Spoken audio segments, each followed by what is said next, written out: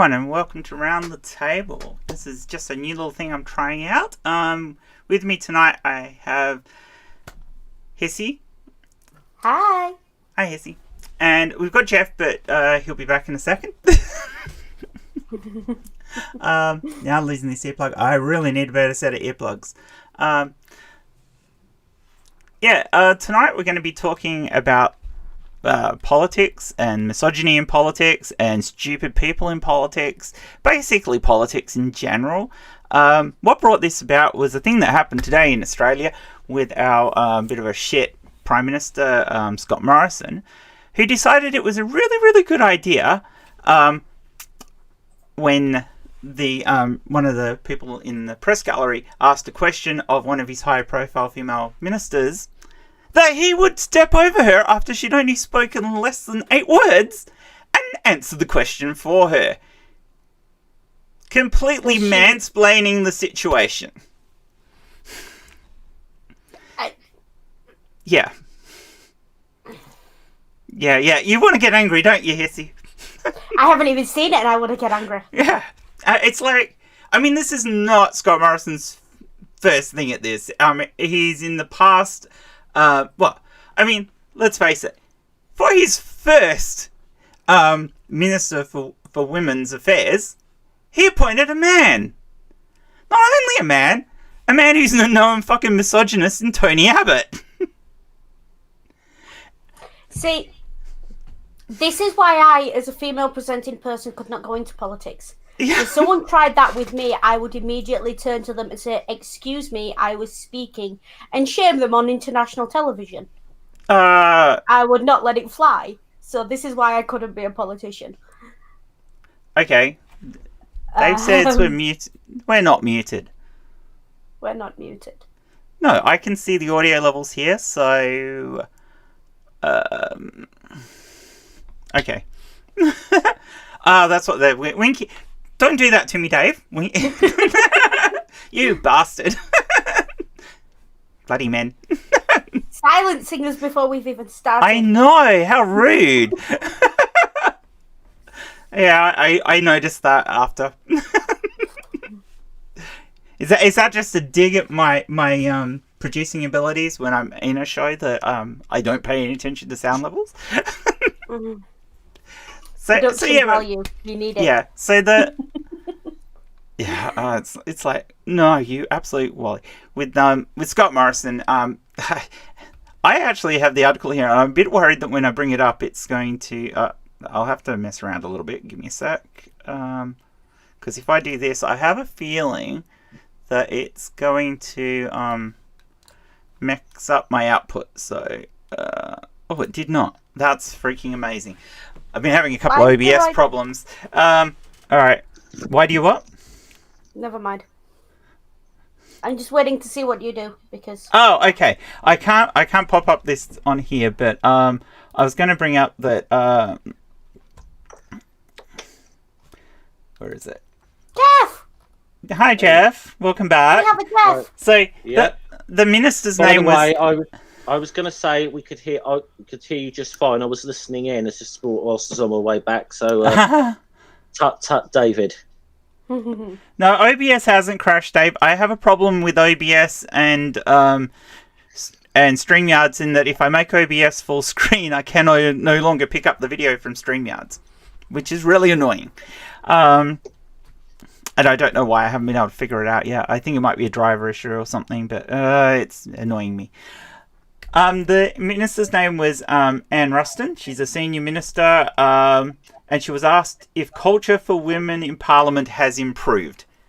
She said less than 8 words, and Morrison jumped over the top of her to try and explain what... Words? Sorry? What were the 8 words? I feel like this is an important thing to say. I can play the audio. I'll put a link to an article in the chat. Please, please do. And where are we?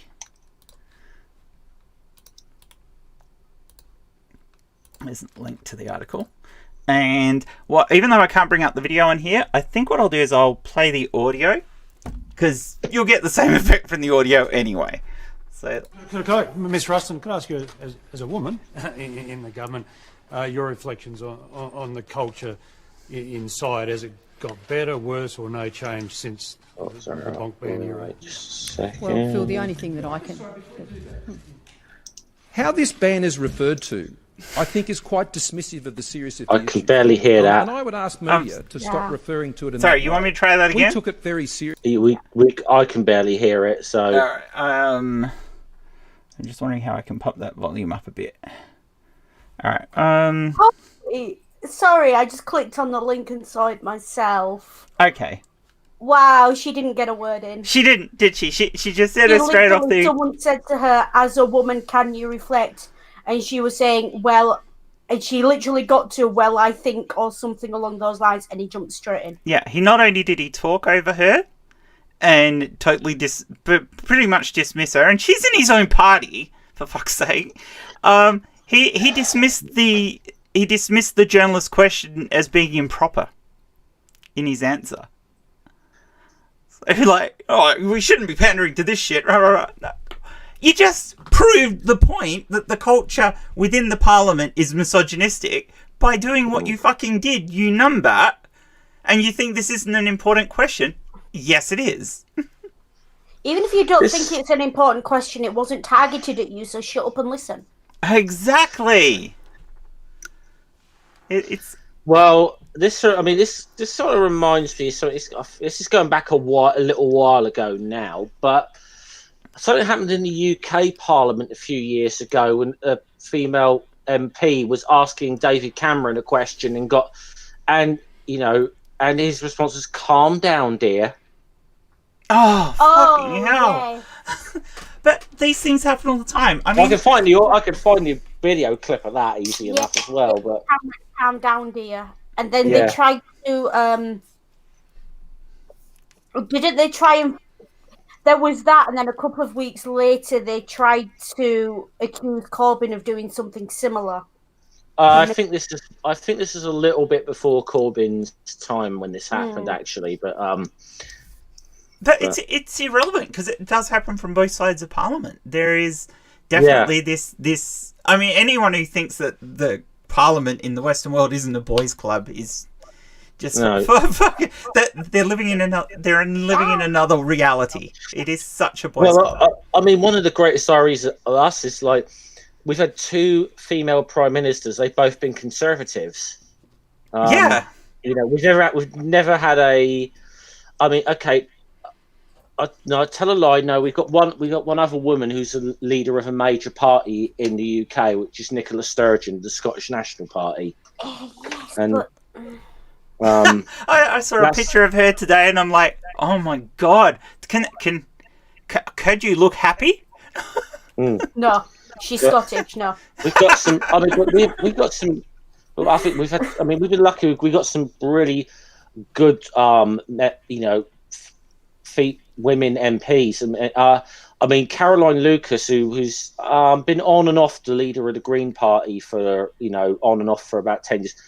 She's like the only MP they've got. She is very impressive.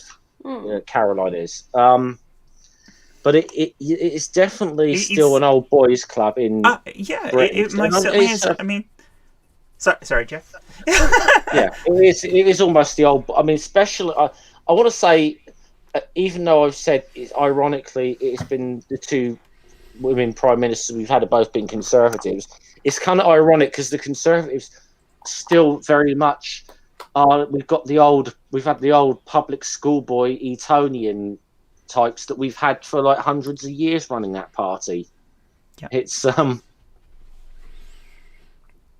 Yeah, well, I mean, we've had one female prime minister here that was Julia Gillard. She wasn't conservative. At least we had a Labour one. But the treatment, I mean, a female politician is treated a lot harsher by the press. They're expected more of them and don't get any leeway at all. So if you... But you're not feminine enough if you try to be strong and you act like and to put your message across like the men would. But you're a raging lesbian or a you're way too butch, or you've lost your femininity if you do try to. Yeah, I mean, both very... the female PMs in the UK have been married. Yeah. Which kind of... So it's never outright really been stated, except in the worst tabloids, that there's a sexuality thing there. It was especially ripe for Maggie. Yeah, well, even Maggie's husband, very sort of taken the mickey out of in the press for being sort of, house husband, Dennis and his gin, it's nasty when you see where it comes from. I mean, don't get me wrong, I don't like Maggie either, but for entirely different reasons. There are lines that you don't cross. Yeah. I mean, if she'd have known that, maybe she wouldn't have tried to break so many pickets, but there are lines you don't cross. I mean, no, I remember. That's right. It was.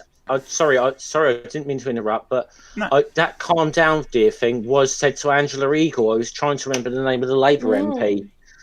She actually did try to run against Jeremy Corbyn for the leadership and did not get very far.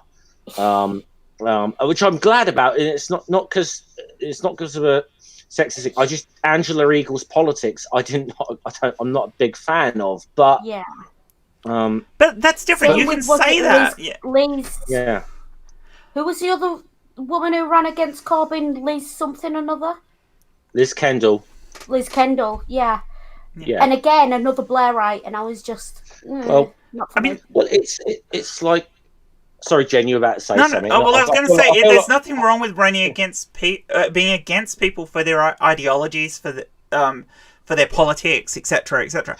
But when you're just against them because of their genitalia, then there's a problem. Fuck off. Yeah, I will say as well. I'm saying this very carefully, but there is an intersectionality to sexism in politics. If you look in the UK, and don't get me wrong. Some of the cock-ups have been cock-ups. But the treatment Diane Abbott gets in the UK press is horrendous, is beyond the pale. Yes. She is bullied repeatedly. Now, don't get me wrong, we are aware that she's not the best person with numbers. And we are aware that she has a few odd points of view on certain things. And as a personality, from what I see of her in the press, I'm not that keen on her. But she is horrendously bullied. Yeah. Yes. And that's the point. If you're a press officer... And looking at it from a sex point of view, male politicians cock up on the numbers all the time. And it's... hand wave because it was live, because they didn't have the documents in front of them, whatever it was. Yeah. But even other female politicians, famously Amber Rudding? Amber Rudd. And Amber Rudd cocked up on the numbers, nowhere near the level of backlash that Diane Abbott got. But Amber Rudd happens to be white, whereas Diane Abbott is, I think she's Jamaican, Caribbean descent. So you've got that extra layer. I'm always a little worried about jumping in here because I'm conscious we're talking about sexism in politics and being the only guy in the room here. So I'm not trying to jump. I'm trying to be very conscious about trying to jump in and not mansplain. You've got a free pass tonight, Jeff, because you know what it's like with YouTube. I'm actually friends with Diane Abbott on Facebook. I've spoken to her a few times. I mean, she's made some gaffes. There's situations. She's made some real bad gaffes.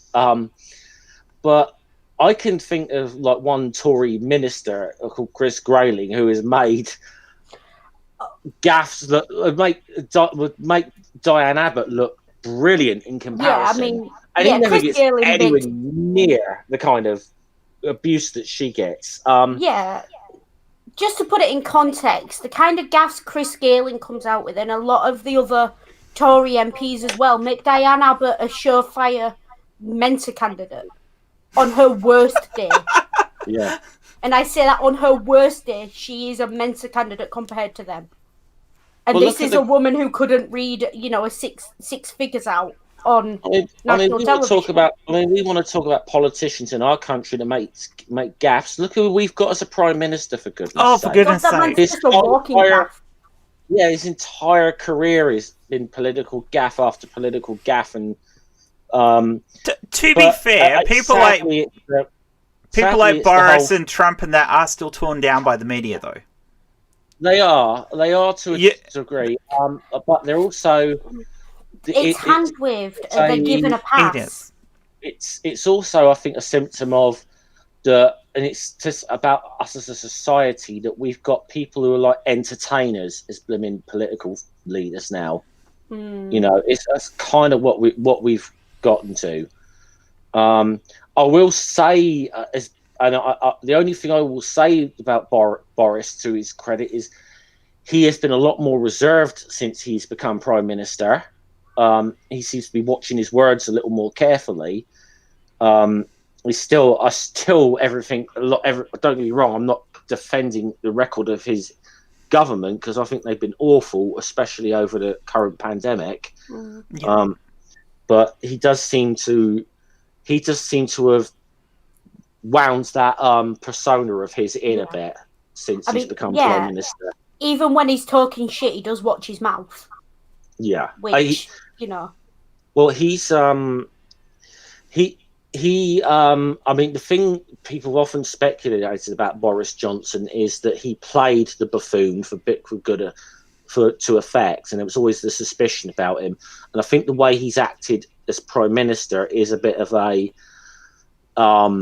indicator that he was not as dumb as people think he is. I still think he says some ridiculously stupid stuff at times, but he played the buffoon for effect. He knew what he was doing. Yeah. Takes a wise man to act the fool. Yeah, he still does pretty stupid things though. Oh yeah. He's not at the same level as a Trump. Oh no. I mean, but I've got a list up here of just sexist moments in politics, and Go for it. And obviously one of them I've already mentioned was the calm down dear thing. Sylvia Berlusconi, where do you want to start with that one? For goodness sake. one in South Africa of a ANC MP who's called the South African Tea Girl. Yeah. One in France here, which was the French wolf whistle. Yeah, I found the same list. You probably same as the Guardian article, the Sri Lankan beauty queen. It's pretty, it's really, it's a worldwide problem. Like it says something about, and actually, Julia Gillard. Actually, when we get right back to the number 10, was someone called. What's this? Kentucky Fried Quail? Something? Or I don't. You might know a bit more of the history of this one, but Jen, I don't remember this. But is this Tony Abbott? Or... hang on. What was said? Oh, no, let's have a look. Okay. Tony Abbott again reference to personal life, talking about government plan. I think of I'm trying to think. There's a few names being mentioned here of Australian politicians. Mark Latham, he's a former Labour guy, isn't he? He is. Mark Latham's gone way off the deep end. He's gone from being Labour to being it was some jibes almost. about it was some jibes about her partner's sexuality, I think. There was made. It's similar things to what was done with Maggie. And, Dennis. They're basically saying, she wears the pants, so he must be, her little bitch boy and stuff like that. And as I said, Tony Abbott, the guy who was later appointed well, he became Prime Minister for a while, but then later on got appointed Minister for Women. What? Yeah. How the hell? Can I just Well, for the record, okay? If you are appointing someone a minister for a specific group, be they LGBTQ, be they women, be they minority ethnicity, in Australia you'll have Aboriginals. Yep. Is that the right word? Yep. Sorry Aboriginal. if it's not. Yep. Anything like that, the person you're appointing should be a member of that group. If possible. I mean, because, our ministers are ones who are elected, so if you don't actually have somebody in that minority group elected, then it should be somebody who has ties in some way to that group. Well, I mean, honestly, at that point, then you should be forming a party and reaching out to people to stand for election who are members of that group in the first place.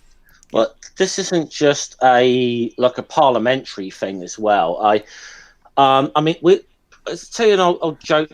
It's an old joke you have within the trade unions or whatever, and you are, and it's like each branch in the union's got a women's officer, and the first question you ask is, who is he? Yeah. Yeah. Yeah. I mean, how the hell does that work? That's the old joke. That was the old joke. I mean, believe me, I'm very proud of being a trade unionist or whatever. It's something very proud of, and the record of trade unionism on the whole. But it's been really, British trade unionism especially has been really slow on really taking up with issues of women with women. It was ridiculously slow on this. It's like the thing. Sorry. Yeah, I don't know. It's like they think we can't stand on picket lines in heels. I don't know what the reasoning is behind it. Well, Well, at one time, I mean, you always had separate within the same workplaces. You had separate. One time, you had separate unions to the women because it was deemed insulting to the men. It was ridiculous, and it was only really when groups of women actually kind of came together themselves and stood up for themselves. I mean, if either of you have seen the movie Made in Dagenham, which is based on real events, that even the trade unions start. Well, that was about the group of women workers at Ford in the Ford plant in Dagenham in the UK. Most of them did the making of the upholstery for the seats and so on. They went on strike, and what they did what they did led to legislation on that, not just before, but led to national legislation on equal pay. That's what it started. That's what it led to. Yeah. I mean, I've not seen the film, but I know the story. Great film. I'll have to watch it. I'll add it to the list. But it is so many things. And the thing is, with sexism, particularly in politics, but also in wider society, it's insidious and it's not always in your face. Jeff found that list of 10 sexist moments in politics. Those are the extremes, but it's not always that. Sometimes it's just. Yeah, it's unsaid. Let's look at America for now. I mean, for the last 4 years, they've had the most bigoted, misogynistic prick as president. Mm. And for the last 30 years, all they've done is trash Hillary Clinton for being a woman. Exactly. I mean, Hillary Clinton had an uphill battle to get elected, regardless of anything else, just because of being a woman in the US. And believe me, there's plenty of legitimate reasons to bash Hillary Clinton. But being a woman isn't one of them. No, exactly. But being a woman is the rod they used to beat her with. Yeah. Well, and not only that, but I'm sorry, why did Monica Lewinsky take the blame? Let's go back historically. Why did she take the blame for that? She was a 20-odd-year-old intern in the president's office, and she took the blame for that? Oh. Hats off to her. She's amazing she survived that. She's actually sometimes quite a funny follow on Twitter. Actually, she is. Yeah, no. Did someone once tweeted out, and this just sums up my viewpoint of Monica Lewinsky. Someone tweeted out and put, "Anyone got any tips for getting a job?" And she replied with, "What's the worst career advice you've ever been given?" Someone tweeted out, and she replied, "Someone said to take an internship at the White House. It would look good on my resume." I remember that. Which I just think, own it, own it. She does. But if you look at American politics now, I mean, we said about like the vitriol Diane Abbott gets. I think it pale. And it's really disgusting. Don't get me wrong, but it seems to absolutely pale in comparison to the stuff that Alexandra Ocasio-Cortez gets. Oh, I mean, what the thing the other day, and that was from a woman. I think that woman's brilliant. Yeah, and I think AOC is brilliant for the record. I agree with you. Awesome. But even Kamala Harris, she's been vice president-elect 2 days, and she's already getting it. Well, she was getting it before. The Republicans were already on about, she's going to be weak, and the whole fear-mongering, if Biden dies, we're going to have her as president. This weak woman. Listen, if Biden dies, having her as president is a much better option than the Trump-Pence ticket that would put that guy in charge. Oh, I agree. 100% agree. I think I said this shortly after the results were released. If nothing else, I'm not... I have spent the last 4 years living in terror of someone either blowing Trump away or the guy dropping dead of a heart attack from one too many burgers. Because Pence is a dangerous, extreme religious right. You reckon Trump will do an Elvis and die on a toilet? I don't know. But you know what I mean? Whereas Kamala Harris, yeah, she's a cop, yeah, she's got her problems, but I'm not worried about the lives of my loved ones if she becomes president. You know what I'm saying? I mean, there's some bad stuff in Kamala's history. I mean, she as Attorney General did some horrible things as far as rights of LGBT prisoners went. She was so bad on that ground that people have actually been hammering her over it since she's been elected. This goes back a lot of the time to though again all these figures we talked about. There's probably legitimate criticisms you can make of all of them. Yeah, but what's between their legs or not between their legs is not one of them. Okay. It is ridiculous. Now, there's a British Labour politician, a woman, who I absolutely detest. I cannot stand her whatsoever. But she was also the victim of some really nasty shit from a well-known YouTuber a couple of years ago. That YouTuber? That one. The MP's name's Jess Phillips. Now, I detest Jess Phillips. I think she's awful. But the way that was the whole I wouldn't even something you. Yes, the way Sargon treated her was despicable. And on that thing, you've got to say, I don't care what Jess Phillips has done. There's a you've line. Got to stand by her and say, you're fucking out of order, Sargon. Yeah, you're out of order, mate, and it's like, I've had my fair kerfuffles with MPs for being... who've been turfs, swerves, whatever, on Twitter. Yeah. I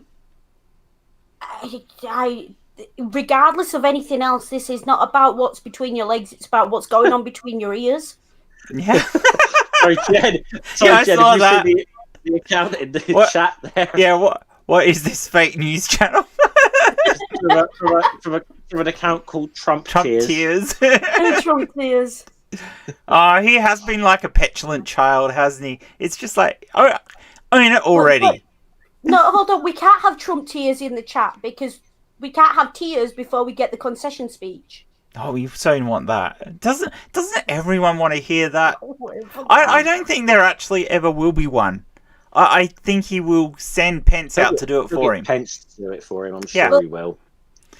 Or he will resign rather than do that. Pence will end up president for a couple of weeks, and he'll do the concession speech. Here's the thing, though. And now, if we want to talk about, I'd say, so let's say, impressive women in politics right now, and someone who is a world leader, who just the way, really, to a lot of the world, the way she conducts herself, people who might not even agree with her politics seem to really like her and the way she presents herself, and that's Jacinda Ardern. She seems to, I mean, to me, I think on an international basis, she's probably the most respected politician on the globe right now. Just the way she's conducted herself in some obviously the horrible right-wing terrorist attack on that mosque. The way she the way she acted throughout that, and really was statesmanlike, and she'd come across that she wasn't doing this to get clout or anything like certain politicians do. She won a lot of respect for that. She's won a lot of respect on a number of things, and you've got this woman who really comes still quite a young woman. She's only about my age, about 40. I think I'm not even sure she's turned 40 yet. I can't quite remember. And you see the way someone like that acts in comparison to a Trump or a Johnson or a Scott Morrison or something. It's. I will grant that Scott Morrison probably behaves slightly better than Johnson and Trump. Oh yeah. I mean, Scott Morrison's, for all his faults, he does come across a bit more respectable intellectual than he's supposed to. Yeah, he's a tad more respectable, but he's still a misogynist. He's still deeply religious, into the Hillsong Church, and well, no, it's not Hillsong, a Hillsong adjacent church, just for the people who pick up on me for saying he's part of Hillsong. But you still got that whole issue that he definitely thinks women's place are in the home. LGBT people should just not exist, and Australia should never have had gay marriage. He's one of those, and that's who our Prime Minister is, and that's a dreadful case. Talking about LGBT folk, though, the Democrats now in the US have the most number of LGBT people elected to Parliament in the US. I mean, given how many seats they have in their Parliament, Senate and House, I would hope they'd have a fair few. I think it's about 4. But one of them is trans, so there's some. Yeah, they're doing well. As much as I would love to see it, I would be seriously concerned for the safety of a transgender MP in the UK. Yes. Oh, well, yeah. I mean, we had I don't know if you remember, you heard this story or not, Jen. I don't know how well this travelled internationally, but about 3 or 4 years ago, we had a female Labour MP called Jo Cox who was murdered. Stabbed. She was murdered in her own office. Her office, was it? I thought it was where she holds her surgery, like as they call them, where by a white supremacist. Yeah, I don't think. And Jo Cox was white. Yes. Yeah, but she supported minorities. Generation. She supported all minorities. That's why they hated her. And that was one of the first times I saw Sargon go and say fucking dumbass stupid shit. First time? I've seen one of the first times. To the party, Jen? No, well, I mean, this was, 3 or 4 years ago now that happened. Yeah. So, but anyway, well, let's just put it this way. Sargon made a total tit of himself when he tried to run for office in the UK. He did embarrassingly bad. I mean, because one of his supporters, I'll say this, who's a YouTuber, I think called Adam Friended, if you know him, but he made a bit of a laugh at the fact that Sargon had more people watching his live stream of the election than than the Young Turks had at the time. And I put a snarky comment in and says, well, Sargon's doing really well. He's got more people watching his election stream than he did actually vote for him when he stood for office. Yeah. So he only got about 100 votes, didn't he? It was just... Oh no, he got about 20,000 votes, but this was a European parliamentary election. This is like getting for the area, the sort of area and population size I was talking about. Getting 30,000 votes is about the equivalent of getting 50 or 60 in a normal constituency election. That's how bad it was. It Which sounds is basically not even worth printing his name on the ballot. Yeah. Well, I think Chris got more votes than Sargon got for when he ran for a constituency, and he was runner-up, wasn't he? And I think Chris got more. Chris got more votes than Sargon got. So let's put it that way. And when Chris, Chris has stood for Parliament 2 times now in Australia. Once for the Liberal Party, and which is our Tories. I looked at the one where he stood for the Liberals. And he also stood for the Palmer United Party, which is our not quite our UKIP, but getting bloody close. Well, that's what Can I just point out, stood for was UKIP. Give those in the chat who may not be familiar an idea of what we're talking about here. We're talking about a country who voted for who routinely voted enough for Lord Such that he was capable of staying on the ballot. Okay, who voted for Nigel Farage for years, and Sargon couldn't get elected. But that kind of politics, politicians in this country. That kind of politics in the UK and the divisions that you have between all countries have divisions between the haves and the have-nots. It's why you have these stupid shit that's happening in the US at the moment. We have similar stuff in Australia, but those divisions run deeper in the UK, and I think that's got to do with how long they've been there because of how old the parliamentary system is in the UK, and and how long you've had an aristocracy, or at least a quasi-aristocracy. The people who made their money in the cities and gave themselves heirs, even if they weren't born with them and stuff. So, well, mind you, if you look at like two of our last 3 prime ministers have been Eton boys. I mean, that's the school where the aristocracy traditionally send their children. I mean, David Cameron was a distant relative to the Queen. Yeah.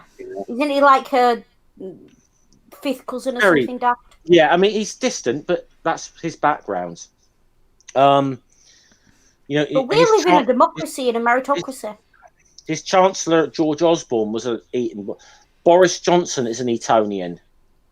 This is the same nonsense we had back in the 1950s with Macmillan and all the old Etonians, and we have not. And it's sad to think we haven't really moved on from that. I think the thing as well, though, looking at all these PMs who've been old Etonians and Etonian boys, that school should be in special measures.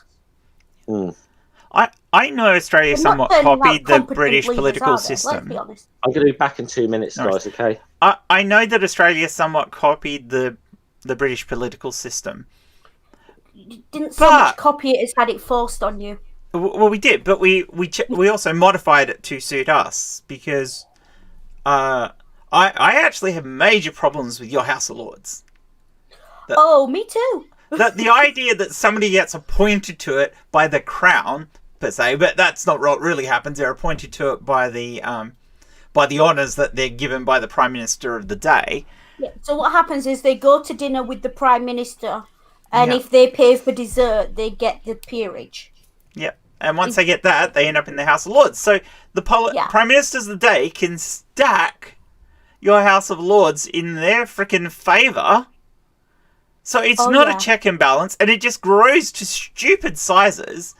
And it's... Yeah, no, there was a famous scandal here, the Cash for Honest scandal. Which is exactly what it sounds like. People paying... the government, people, backhanders for a peerage. Because the thing about being a lord in the UK, you get paid just for showing up. You get a daily stipend just for showing up. Yeah. This is why people get so irritated, because you'll see it on any broadcast of the House of Lords.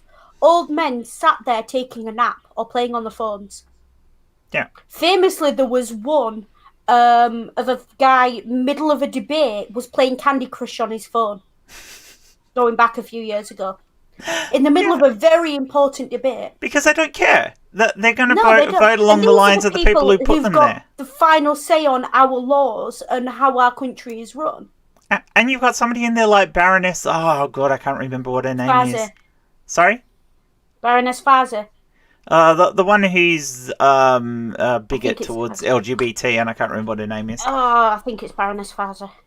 Yeah, I can't remember what her name is. Vasi even, not Fazi. Where did Fazi come from? Yeah. The Tory.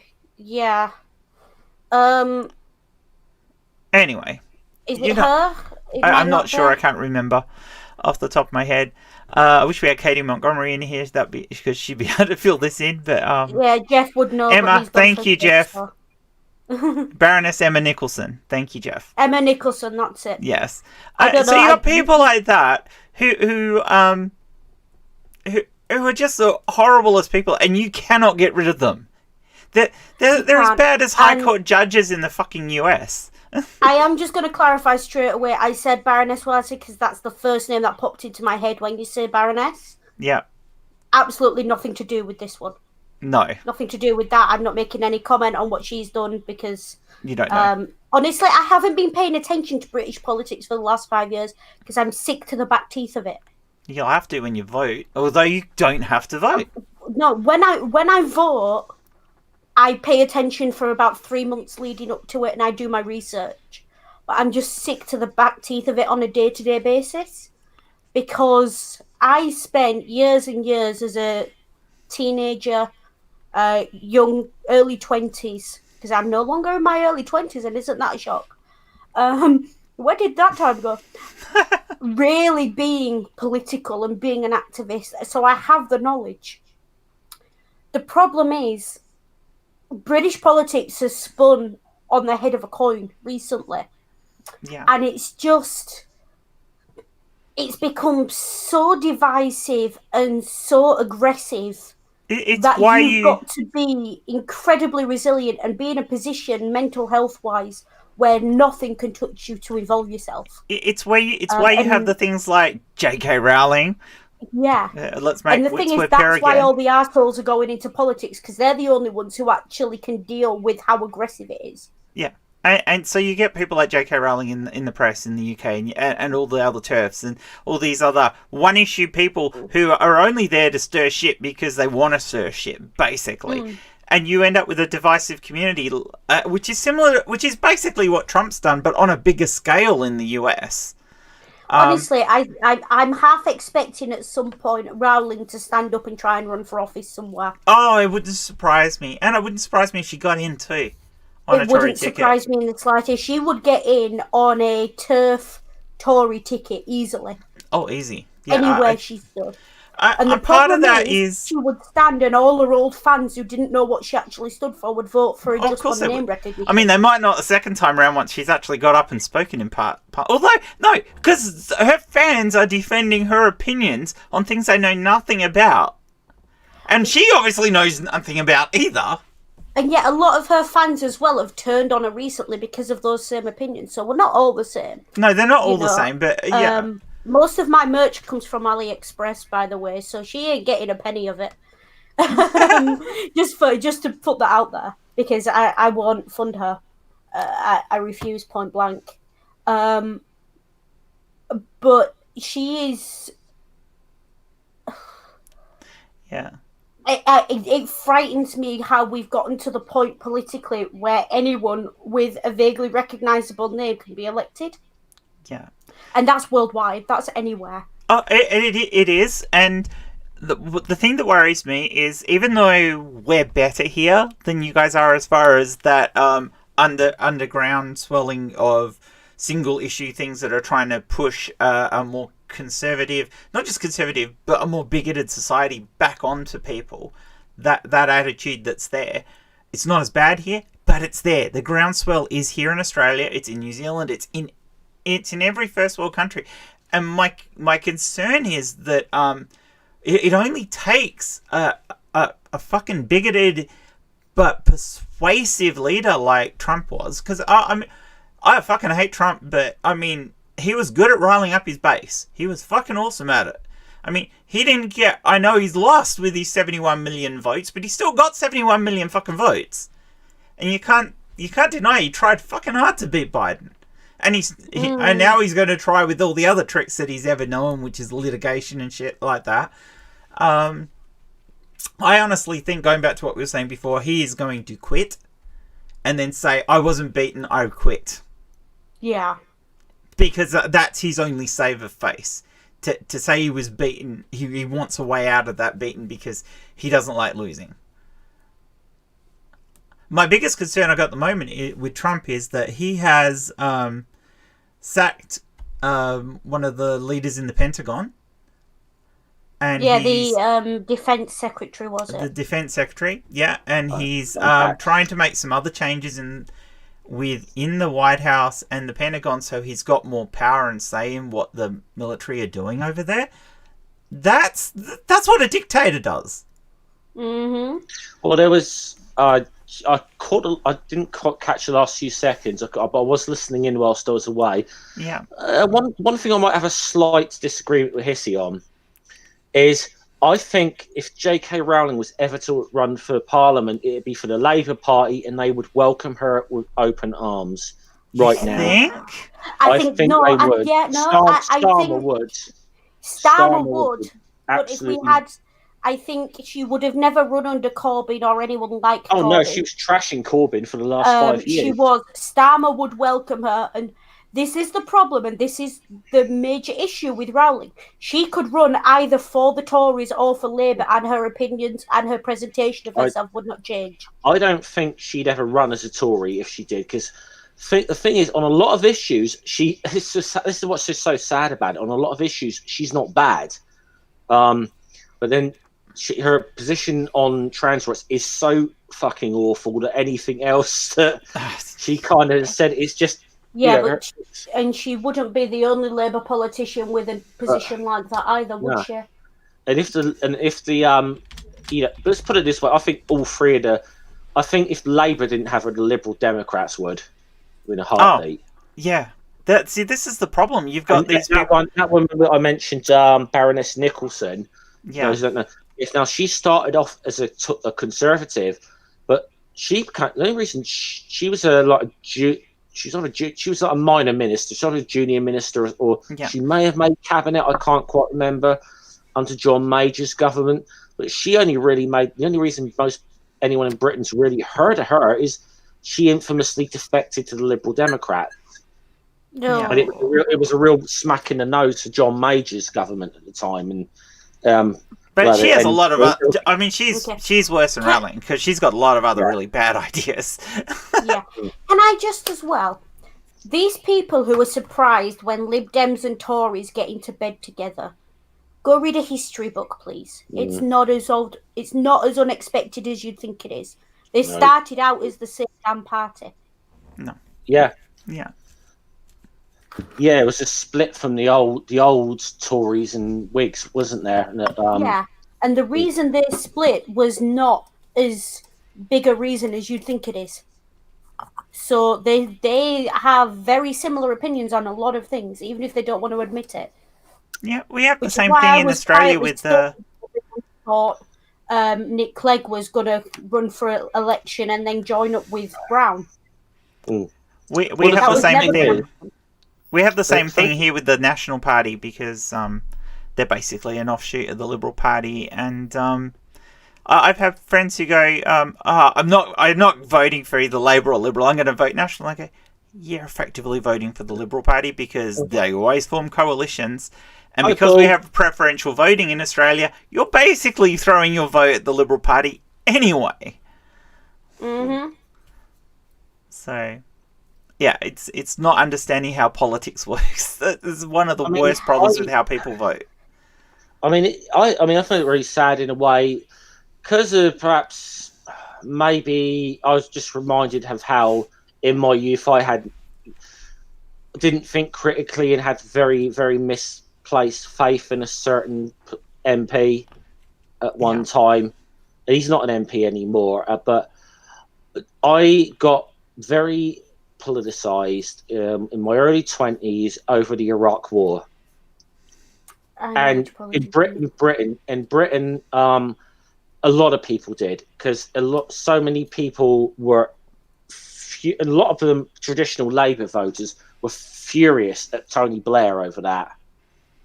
Not just at the fact that they supported it, but the fact that he went whole hog on this, and even, and he had what we call the dodgy dossier. I mean, the whole invasion of Iraq by the coalition, a lot of it was done on a dodgy dossier that his government put up. It was his dodgy dossier that was sent to the UN, and that Colin Powell used. Are you talking about the first time into Iraq or the second? The second one, the 2003 one. 2003 one. When I was Blair lied to Parliament to get it. He sent that same crap off to the US government, who, like Colin Powell, presented the same crap to the UN to try and get approval. The first one was in early 90s, 91. wasn't it? 91. Yeah. Because I was out of high school by then. Well, funnily enough, whilst the first one went on, we had a change in Prime Minister, because it started off in the build-up to it. Thatcher was still PM, and then she resigned, and then when the thing kicked off, Major had just come in. He kind of inherited that, I suppose, but Blair absolutely. Anyway, the point I was getting to, there was a British MP who started what I think we needed at the time, which was an alternative left to the Labour Party. Yeah. So I joined that, and the guy's name was George Galloway, and he was brilliant at the time. But my God, he's gone like full bloody right wing, and I didn't realise what a misogynist. He had some skeletons in his closet. Yes. Yeah. Oh yes. There was the oil scandal and the. I'll defend him a little on that, because he went in front of the US that Senate committee, didn't he? And they clearly had nothing on them, and he just made them. He actually demolished them, but. He's also proven himself to be a complete blooming chauvinist in his own right. Yeah. Back to the original topic. And then recently he's gone on. Went as far as to back Farage in the European election, and just 2 days ago he was claiming that Donald Trump had been robbed. And to put this into perspective, this is the man who stood for election in my hometown in a constituency that is majority non-white, non-English first language, Muslim majority, on the basis of stopping the Iraq and Afghanistan wars. And he won off their votes. They voted him in on that basis. And now he companies backing Farage. And he won a landslide in Bradford. Yeah. That was his big comeback as well. People need to remember that was his big comeback. He was first elected back in 2005 as in Bethnal Green.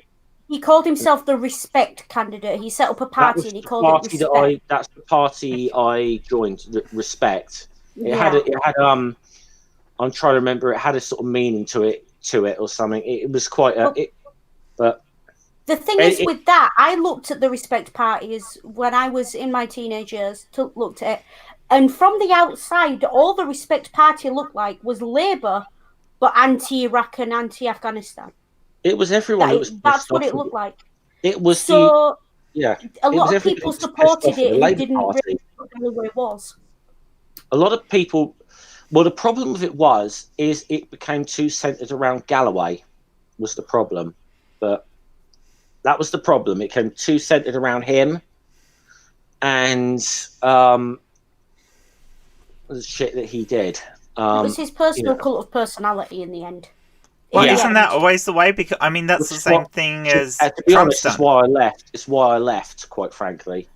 This often happens with smaller parties when they branch off. They become a cult of personality around the person who starts them. Well, UKIP in the UK just disintegrated when Nigel Farage left. It was his cult, wasn't it? Yeah. Yeah. I mean, he could walk back into that though, if he wanted to. I think he's always kept his option open for that if he wanted to, because he still doesn't fucking shut up. But I mean, that's exactly what Trump did getting in the US. He created a cult of personality around himself to the point now that I mean, I made a tweet today that I actually legitimately wonder if the main reason why a lot of the high level Democrats are standing behind him in his push for legal fights and other options to try and win the election.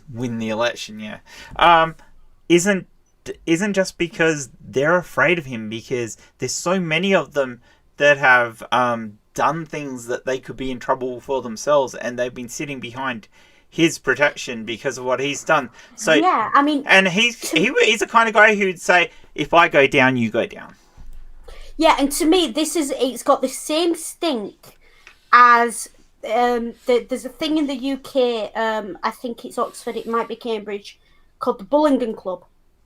They're in both. They're kind of in both. Yeah, it's these rich boys who go out, and it's basically a fraternity. It's what the Americans would call a fraternity. And they do horrendous things.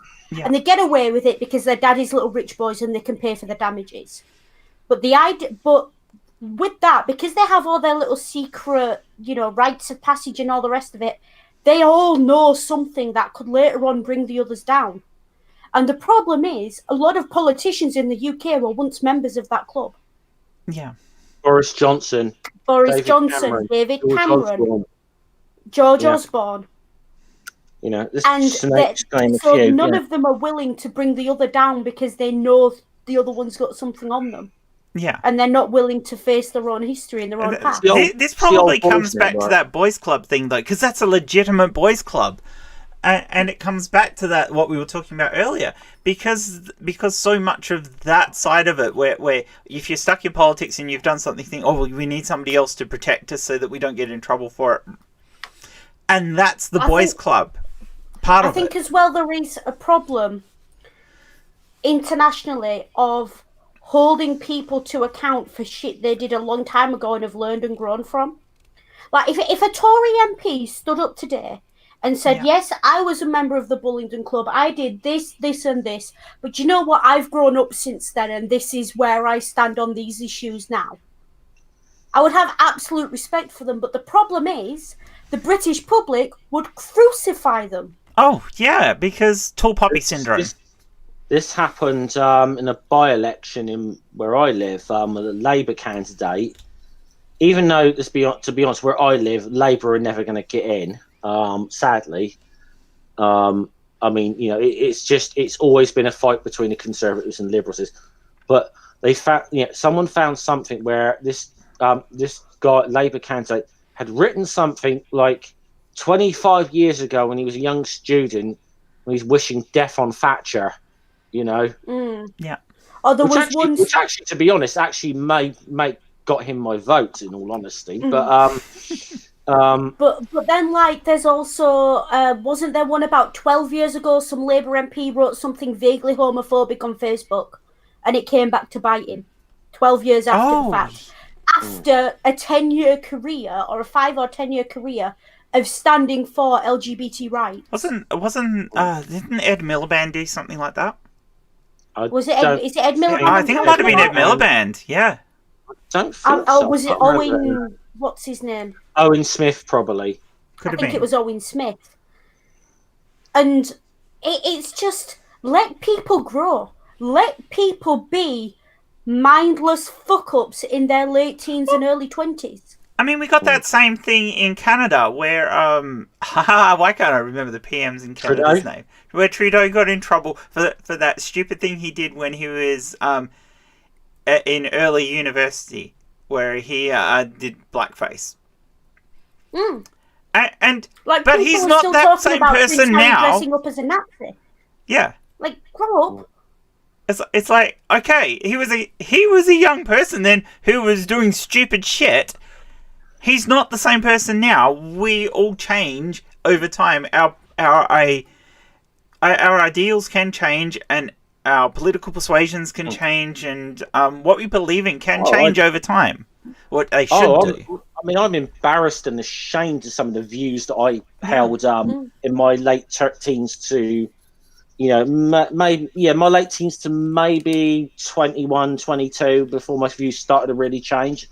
I'm ashamed of a lot of that now. Well, you wouldn't be friends with either of us. Oh God, no, I wouldn't be. No, I wouldn't. No, and I will hand on heart. I will say it. As a teenager, late teens, until I went to university and started to see a bit of the world, I was a homophobic, transphobic. I had, I had issues with certain races. I was not a nice person. But I grew up, and I would sincerely hope that anyone who met me now would not judge me on the person I was when I was 17. Oh, definitely. Because I'm not that person anymore. I would not want to be around that person anymore, so I would hope no one would judge me on the basis of who that person was. I just say this: as long as you've never been a fan of Nickelback, one song, and then there's nothing you can't really bounce back from, I mean, to be fair, if I'm in a club and I'm drunk and the song comes on, I'll sing to it.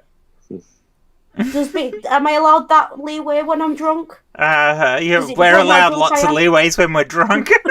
How drunk? The kind of drunk where I would get up and do karaoke. Yeah. Okay. Yeah. That's drunk. Yeah. Hey, I've done that sober. To be fair, I'll do that sober. But yeah, we shouldn't be holding people to to a standard now of them for back then to who they are now. The person they are now is who you judge them by. The same has to go for Camilla in the US. Yeah, she had some shit ideas when she was Attorney General, and I know it's not that long ago, but she has obviously changed her position on some of those things because she's learnt and she's been a bit more educated than what she was back then. So I'm prepared to give her the benefit of the doubt to a certain extent that she has changed, because she's certainly going to be doing a lot of positive things for other things in that community over and above what other people. And I mean, I'm willing to give her there's an expression in the UK, I don't know if it translates elsewhere. I'm willing to give her enough rope to hang herself. Yes, that's the one. Yeah. Yep. She will rise or fall on the basis of what she does as vice president. Exactly. I'm willing to give her that opportunity as a clean slate. And if she does it wrong, she won't ever get to be president. Exactly. Yeah. I gotta say, I saw the little speech by Biden yesterday, and as much as the issues as I have with Biden, as much as, even if he is going bloody senile, his speech yesterday was 100 times more presidential than I've seen out of Donald Trump at his best ever. Yeah. His speech yesterday was actually pretty damn good. I'm not looking at. He seemed presidential. That it was like, and he was talking about the virus or whatever, and he was trying to be reassuring. We're going to get through this. I think as well what we do have to take care, especially in Biden's early days and as president-elect, to not judge him relative to Trump, because we will all fall into the trap of relative to Trump, he's amazing, therefore he's amazing. No, we need to judge him compared to Obama, to the Bushes, to Clinton. I mean, even if we judged him on, we were at the point under Trump where Bush Jr. looks like an eloquent, well-mannered, decent human being. Well, I said this the other day. So, America set their bar very low. I said this the other day, that as awful as I thought George W. Bush was. He was. I mean, the guy. You know, there's so much that was wrong with him, and he was a bloody buffoon or whatever as well. Oh, definitely. But I mean, he at least had some respect for the office he was holding, where Donald Trump does not respect the office of the presidency whatsoever. If he respected the office of the presidency, he would, or the Constitution, he'd fucking concede defeat now and just say. But he's not. He's never going to do that. Gracious. I mean, he has no respect for the office. There is now a linguistic. There is an element of linguistics characterized by malapropisms, neologisms, spoonerisms, stunt words, and incorrect subject-verb agreement that we call Bushisms. And he still isn't as bad. Like, we call those Bushisms, and he still wasn't anywhere near as bad as Trump on his best day. Yeah. I mean, when people talk about Biden, he's going a bit senile or anything like that, I think most people are forgetting the fact that the man has a stammer.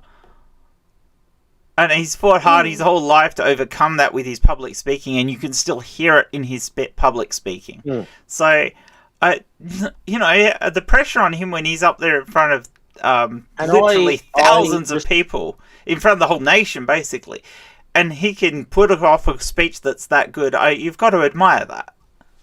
I have a lot of respect for that, because sometimes I listen back to some streams that I've been on, and I listen to the way I talk, and I'm quite like, I'm tripping over my words here, or I'm kind of like, or I'm doing I'm stuttering a bit, and it's like you listen back to it. That's why a lot of the time I don't like listening to myself for a lot of. I don't watch an awful lot of streams I've done back. I don't watch any streams I've done back. There's one or two that I've done that I'm particularly proud of, or whatever, that I have watched back a few times. Yes, but a lot of them I don't watch back. I can't. Yeah, I watch them back if I need to check what I said somewhere, but that's about it. I will do that if somebody calls me out. Yeah, no, like you all know, I'm very open about being dyslexic, being dyspraxic. Yep. This means I have issues with my speech. Yep. Same. And you've seen me on. I'm doing it now. Yeah. You've seen me on streams losing a word, going like this. I can't remember. Yep. And the fact that Biden can stand up there with a speech impediment and be as eloquent as he is, and as seemingly calm as he seems to be, the man, regardless of anything else, he deserves the kudos and the applause for being able to get up there and string a sentence together under that kind of pressure. Because I think people without a speech impediment would struggle. And it's, it's very... But this is the thing, bringing it sort of back to the topic of the stream. We're talking about how we judge politicians on their history or on bits of them, but female politicians are judged a lot more harshly. Like, well, let's put it this way: how much would Donald Trump be ridiculed if he was female and looked like Diane Abbott? Look how Diane Abbott is. He wouldn't have got elected in the first place. You couldn't exactly. You would not to any public office. Exactly. I mean, how many big name women, multi-millionaires or business people can you name off the top of your head? Because the press don't want to talk about them unless, of course, they do one particular thing now. But then they're not pushing themselves, or they're being pushed by the press into the limelight. It's the Trumps and the Elon Musk. The only one I can really come up with are Clinton and Rowling. Yeah. Rowling. Rowling's managed to do it by being a TERF, so. Well, Martha Stewart, I suppose you could kind of say. Martha Stewart. What's her name? Mary Whitehouse from the 70s and 80s. Or was it she wasn't. No, she wasn't. She wasn't a millionaire, but she was a campaigner. She was a campaigner. She was a right wing. I mean, there are definitely women's rights people who get their who can get their voices out, but it's not the same. You couldn't make the mistakes. I mean, look, Mona Ethaway, prominent feminist and speaker. I did a video about her, which I actually have privated on my channel because I've actually talked to Mona and I see where she was coming from now. And although I don't agree with the word she used in the thing, I think maybe I was a tad harsh. And I did actually do an apology for that. But I've derailed my train of thought. But she hasn't been given the opportunity to make mistakes. And I think she did make the mistake. She got on there and she said something in a particular way on the I can't even remember what the name of the show is now. It was an Australian media panel show, and they were talking about feminism and what needs to happen. And her statement was about she made a statement: how many men or boys do we have to kill to achieve something? And I'm like, that's not the right type of language to use. That's very inflammatory. But in a large sense, she was taken out of context in that, and you had to see it for the bigger picture of what she was talking about. But it didn't come across that way because of the way the panel was run. So it came across really badly in that sense. But she was torn apart. I mean, I even tore her apart over it, because I didn't like the type of language. But she was torn apart by the Australian media, by the world media for what she said, and was never really given a chance to explain herself. Now, I did give her a chance to explain herself. A lot of the time, the media or whatever. And I will say, in fairness, media kind of do this on both sides of the argument. They quote mine a lot. They do quote mine. Quotes.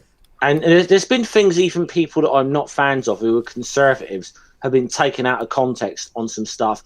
And when you actually read it, you think, okay, I see where the guy's coming from. I still don't agree with it, but it's not as bad as they made it out to be. Yeah, a lot of the time. But this is also, though, I've got to say, the approach is, should we say, we mentioned the dickhead earlier. We mentioned him already. Sargon. This is what he does. He finds the most extreme examples of like people who are ultra left or ultra feminist kind of people, and portrays that as the entire, and every feminist looks like this person, or he basically, like, he portrays every feminist is like Anita Sarkeesian kind of that. That's the sort of way Sargon does it. Does stuff. Yeah, because he's all about tropes and stereotypes. He is the worst person for it. I mean, he's the worst. He's the worst. He is worse than Anita Sarkeesian knows how to be.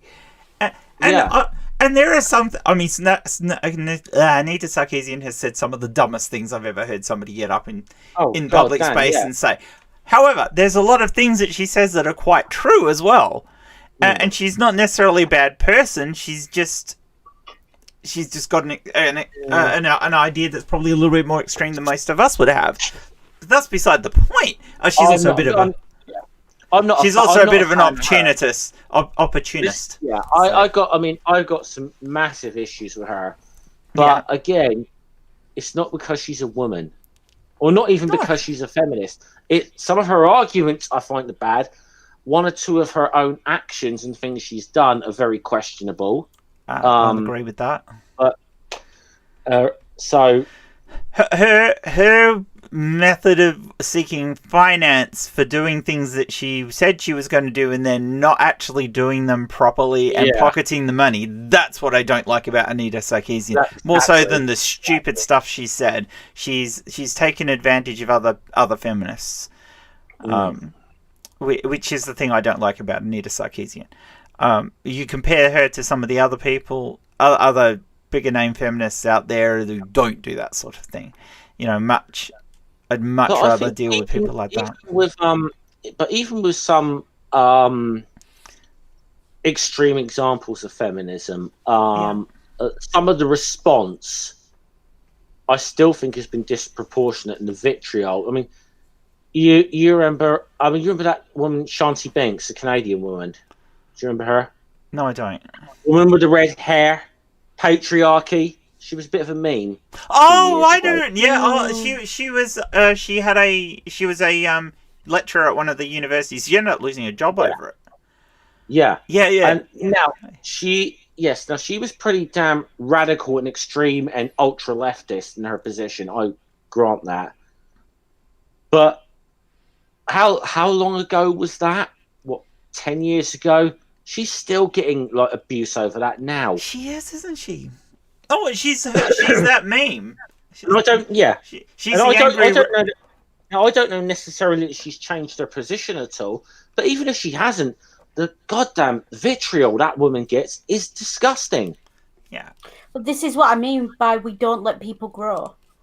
And we don't let people change. I mean, I see it, just to step away from politics for a while, I see it a lot in fandom and on fandom Twitter. Yeah. You say one thing on Twitter, one ill thought out tweet, one one frustrated response to someone, and it will haunt you for months and months and months. And you will be harassed over it until you have to deactivate, because there's no way a normal person can deal with that level of harassment day in, day out. But then they'll harass you so much you say something else problematic, and then use that as a rod to beat you with as well. Like, people aren't allowed to be human.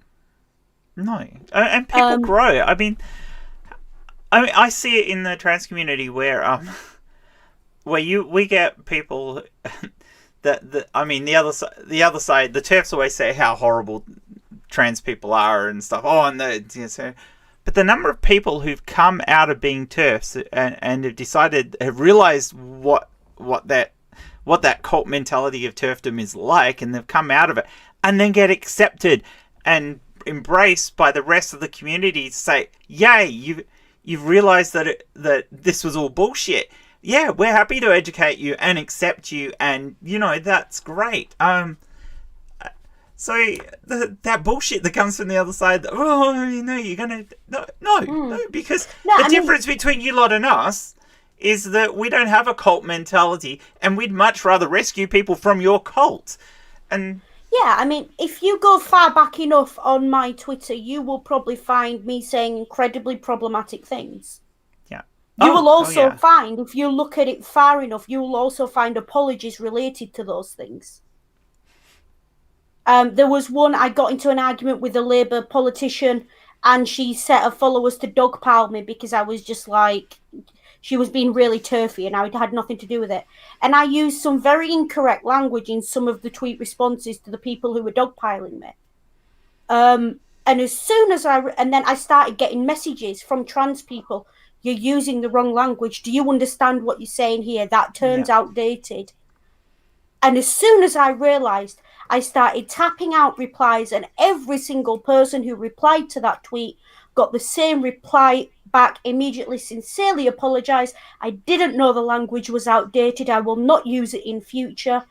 And people accept that. I mean, and they accepted that, and they were fantastic. And it took all of, and that was for that went on over the course of about a week. I mean, there's been a news article thing today about Fox News did it about complaining about how Democrats shouldn't be saying anything about the Republicans and Trump not wanting to concede and everything like that because of Hillary 4 years ago and everything. And I said Hillary made her concession speech immediately. She did, and this is the point. They've totally missed the point. Democrats did say things about the election system and did say that it needs checks and balances and stuff needs to be sorted out, and actually did over the last 4 years try to get some of those changes through, which were blocked by the Republicans. But also Hillary conceded as soon as it was clear on the vote. It is clear on the vote now, and Trump is not conceding. Well, he's trying to bring the legal case out to void the Pennsylvania result, isn't he? Yeah, that's actually the claim he's put in. Pennsylvania should be voided because it's the only way he can win. And that's not how it works. They won't even look at it as voiding it. What most they would possibly do is go and say, oh, well, these handful of votes are no good because of the way it was done. We'll have to discount them. That is the recount. most... Yeah, but the thing is, Pennsylvania, a lot of states in the US have laws where when the vote result is that close, they automatically do a recount. And some of the states have laws that if... Well, Pennsylvania also has a rule that if it's over and above a certain amount, they can't even call a recount. And at the moment, Biden is winning Pennsylvania by enough that there shouldn't be a recount at all, because they know from the past. Isn't it?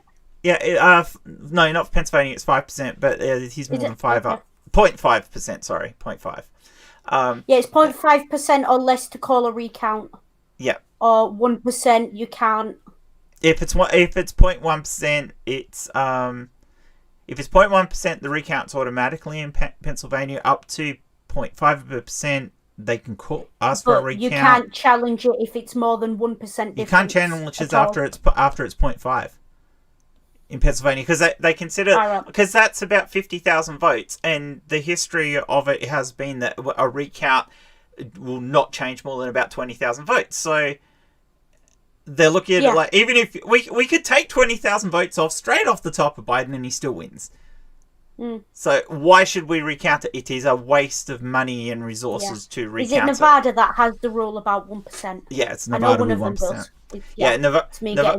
Nevada's going to be...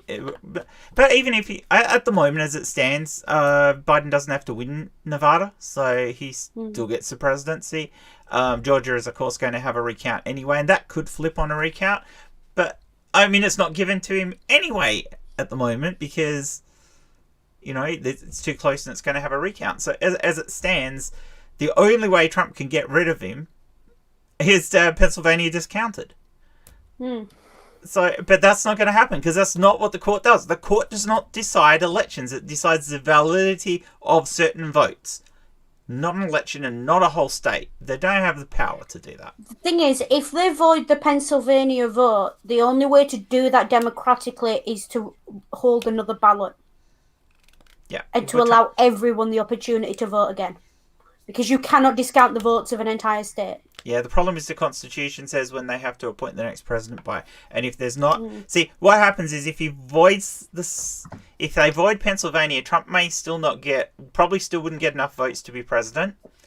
But neither does Biden. Yeah. If neither of them get enough votes to be president, then it comes down to the House to appoint a president. Yeah, to be fair though, before Pennsylvania called it, all Biden needed was 6 electoral college votes. He only needed Nevada. That's true, but that depends on whether he still gets... I think he'll still get Georgia, even on a recount. So I think Trump's clutching at straws. And he shouldn't be. I mean, at this point, he's so unlikely, even on all these claims, to try to get anywhere close to winning this election. All he's doing is disrupting... Is chucking a hissy fit and... Sorry, hissy. Chucking a truck. I'm insulted. You should be. No, but it's because my hissy fits are at least coherent. Yeah, sorry. Most of the time. He's being a petulant child about it. He is. But can you imagine if Clinton had behaved like that, or if Harris behaved like that? Exactly. Or, I mean, even if Maggie had behaved like that, and I mean, she was called the Iron Lady. And Maggie cried the night she stepped down. Yeah, I mean, that they would have torn her apart. Yeah. This is not acceptable behaviour. But because he's this rich, wealthy man, and I've lost my headphones again. Because he's this rich, wealthy man, he can do what the fuck he wants. And, I mean, famously with Maggie, everyone said she was the Iron Lady. She was cold, she was calculating, she was cruel. And they saw a bit of humanity the night she stepped down because she had tears in her eyes. Yeah. And famously they said if they'd seen that before, maybe they wouldn't have been so harsh with her.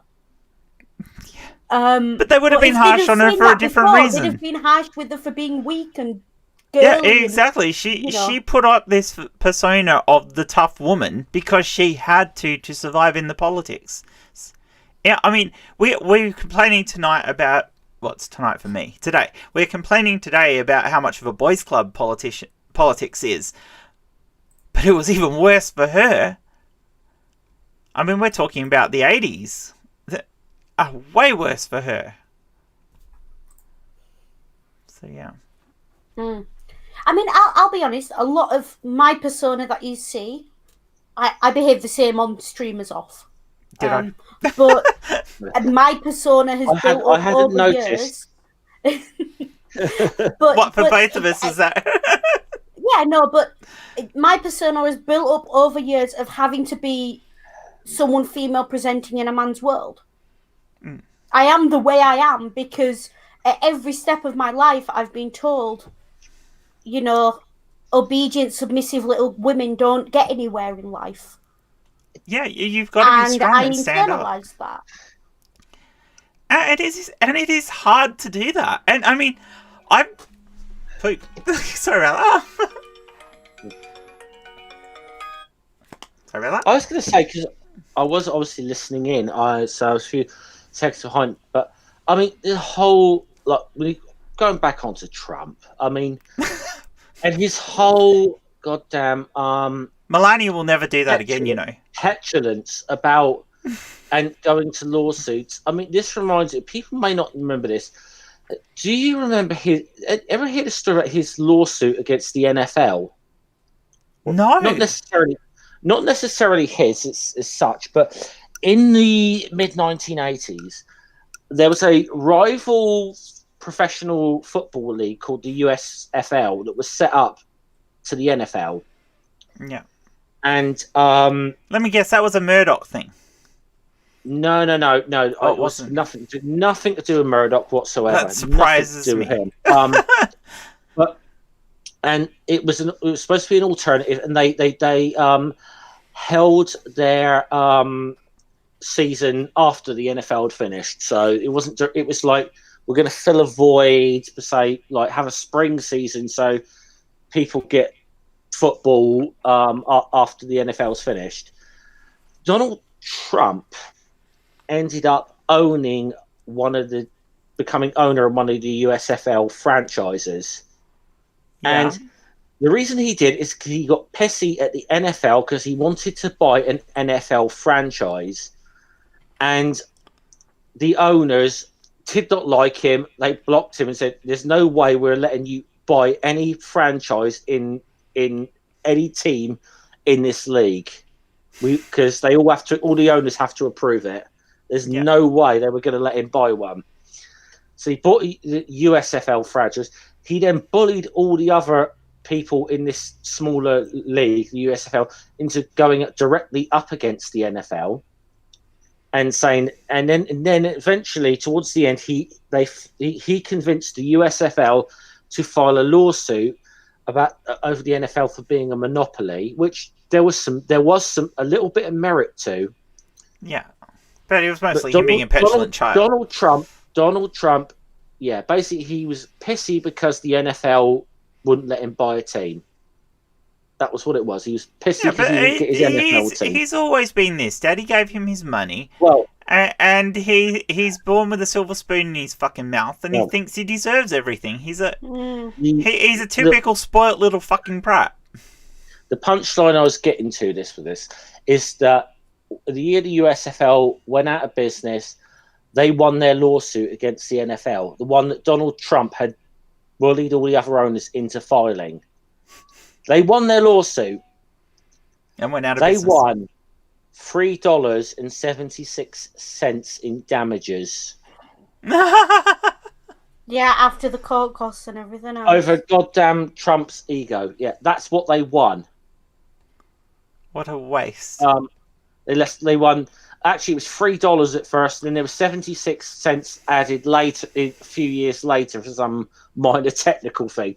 $3.76, and all this fiasco where he destroyed a lot of the other people investing in this other league. who actually had a good model going with the whole idea of having a spring season and whatever. Yeah. But all this over because Donald Trump was pissy because they wouldn't let him have his football team in the NFL. And he wouldn't have cared which team he bought. He wouldn't have cared which franchise, whether it be in New York or San Francisco or wherever, whatever. He just wanted one because it was a prestige thing. And he got pissy because he couldn't get that, so he bought the what's the name of the team? The Generals or something. I forget which city they were in. It was Washington, I think. He bought that franchise, and all because he was pissy with them. And this is all what he is doing now. He's filing a lot of lawsuits, some of which have already been kicked out. He's been told he has to leave the cubby house, but before he goes, he's going to fucking burn it to the ground. Mm-hmm. And I mean, he's tried to turn the fucking White House into a Fort Knox by putting a fucking fence around it. That's not about COVID. That's about him trying to stop people taking him out of the White House. Well, PJ says she remembers that. Yeah. Yeah. I mean, Donald Trump's setting himself up to try and be a dictator. But like PJ, we got to get you into a stream at some point. Maybe not this one. Maybe not this one, but up to you, unless you want to. But at some time we got to get you on a stream. We so do. Yeah, PJ's been a sort of supporter of my channel for a while, and PJ supports all of us. She is amazing. Yeah, she's great. She's great. We need to get you on to a stream at some point, PJ. But yeah, it's it's amazing what the Donald will do.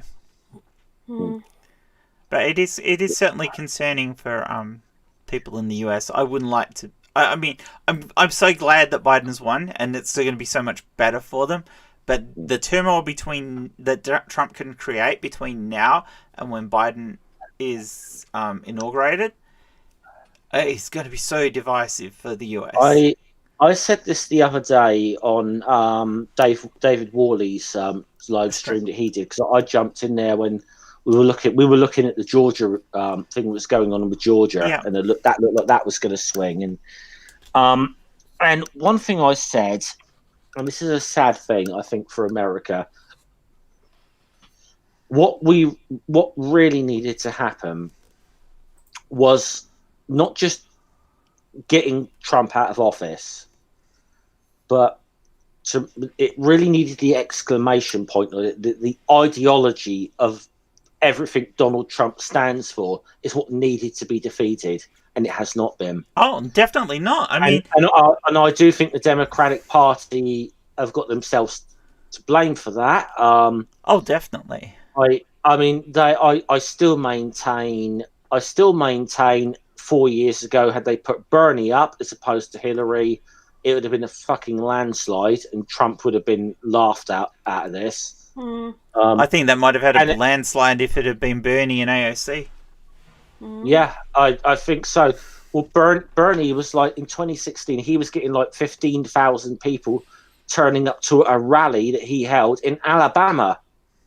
Yeah, so, you know. In Alabama, like what is probably regarded as arguably the most conservative state. The problem is the Democrats see him as too left. Yeah, well, this is the thing. They're trying to post themselves as centrists, and I don't think they should be. They need to move a little bit more left. They've always been like this, though. It's a sad thing with the American left that every time they've staged challenge, unfortunately, it's gone through the Democratic. The problem is they've never built a good third party, and they've never built like a social democratic party, like a Labour party. The problem is, historically, and I don't know if it's still on the books, but I know it was a thing. At one point, being a socialist was illegal in the USA. It was illegal to be a member of the Socialist that was the Party. Reds under the bed stuff. I don't know. No, I'm going back to the 1930s. There was a law on the books. I'd have to look at that. I'm not sure about that, because I am, At because one I studied it time- at undergraduate. Because I remember, like, I know this might have been before the 30s, but like in the 20s, like Eugene Debs, who ran for president a couple of times on the socialist ticket. He was always third place, but he got some. He got like between 20 and 30% of the popular vote. Yeah. There was always but I mean the real purges started in the 50s under obviously McCarthy, the McCarthyist. McCarthyisms. It was a purge of the left, which was an absolute purge of the left. Yeah, well, it was painting anyone who was left as being a commie. Yeah, I mean, we had the same sort of thing try to happen over here. That the Liberal Party definitely tried to paint the Labor Party as being communist. Yeah, no, we've actually had. There's only been two, but we've actually had two Communist Party MPs historically in the UK. There's once in Bethnal Green and once in Aberdeen. There was one elected, but I mean, the British Communist Party, I never had any time for them. They were always bloody useless. So. And most of them are actual communists anyway. So. I mean, they were Stalinists. Stalinists, yeah. They were tankies. That's what they were. They were tankies. Yeah. I mean, most of the convictions under the Smith Act in the US were overturned as unconstitutional. Mm. But the fact that the Smith Act existed, and then there was also the Communist Control Act, which didn't. Okay, I will clarify. Didn't make being communist illegal, but made it bloody difficult and made the trappings of being a member of a communist party illegal. Yeah. So essentially, it's like saying, "Oh, you can be this, but it's a don't ask, don't tell law, basically." Yeah, and it gave them good reason which is a death knell for a political movement. Yeah, yeah, and it gave them a good way to ostracize anybody who by saying, "Oh, you're a commie." Well, I mean, then you go into the late 60s, early 70s. The way the FBI messed with the Black Panther Party, who were a revolutionary socialist party.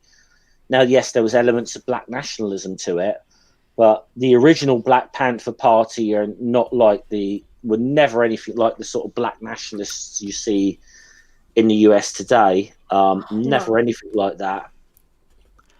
Yeah. I actually got to meet David Hilliard, who was the chief of staff of the Black Panther, the original Black Panthers. He was actually briefly the leader of the party when they put Huey Newton in jail. And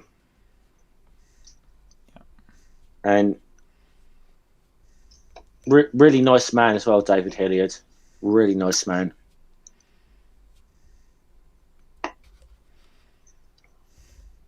Now you're welcome to join us if you want, PJ. I'll happily send you a link. If you want to come in now, we'll send the link to you. Yeah. Just let us know in the chat if you'd like to. Yeah, any of us can do that. Oh, hold on. I'll let you send it to her, Jeff. PJ wants to hop in. I will.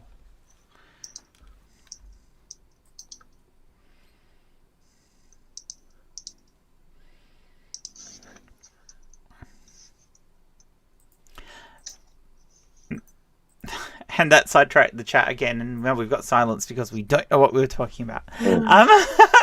But no, sorry, yeah, again, clarification, it wasn't socialism, it was communism they tried to outlaw. Yes. Two different things. But to be fair, Americans don't know the difference. Yeah. Or at least no, they don't. Well, I mean, as Jeff and I know from talking with Alexandra Marshall today, even Liberal Party members in Australia don't seem to know the difference between socialism and communism. Right, PJ, you should have a link in your Twitter DMs right now. Her calling AOC a communist, for fuck's sake. Oh no! more than that, a self-confessed communist. Oh, so self-confessed communist is what she said. AOC's a social democrat. Now she's a firebrand social democrat. I'll give her that. She's she's democratic social. She is. She's ardent. She's not a revolution. I mean. Oh, I think she could be if she thought she could get away with it. I would love her more if she just said, "Yeah, I'm a goddamn revolutionary socialist." I'd love her even more, quite frankly. I don't think it would go against her in the US on getting votes. To be perfectly honest, I think there's enough of a movement, especially when you're looking at things like Black Lives Matter and that underground swelling of want of change in the US that a revolutionary candidate might actually get a huge groundswell of votes. So that's not necessarily a bad thing, I think, at the moment in the US. I wish we had more of it in other places because there's certainly changes that need to happen elsewhere. I remember the vitriol she got. There's a short clip of her somewhere on YouTube where she met a famous drag performer. Yeah. And the vitriol AOC got over that was because AOC was a big fan of this performer, and it was like the two of them were just like in each other's presence and like, oh my god, I can't believe both of them were like, oh my god, I can't believe I'm meeting you. Yeah. And just over that little clip, the vitriol AOC got was unreal. Very much so. But I think there is a chance for change in the US. I don't know that Biden's the person to deliver it, or Kamala. Okay. Kamala. That's Kamala. it. Yeah, I knew I was saying it wrong. Well, I'll tell you a little joke about when she first started to run for president. Kamala Harris. There was a old former WWE wrestler who used to wrestle under the name Kamala, the Ugandan giant. Ah, yeah. Do you know what his real name was? What? James Harris. So he said, "Hey, I'm the original Kamala Harris." You know, he was. Hi, Tornado. Hey, Tornado, long time no see. The angriest debunker on the internet, I'll say. Yeah. Hey, I know he says that proudly, so.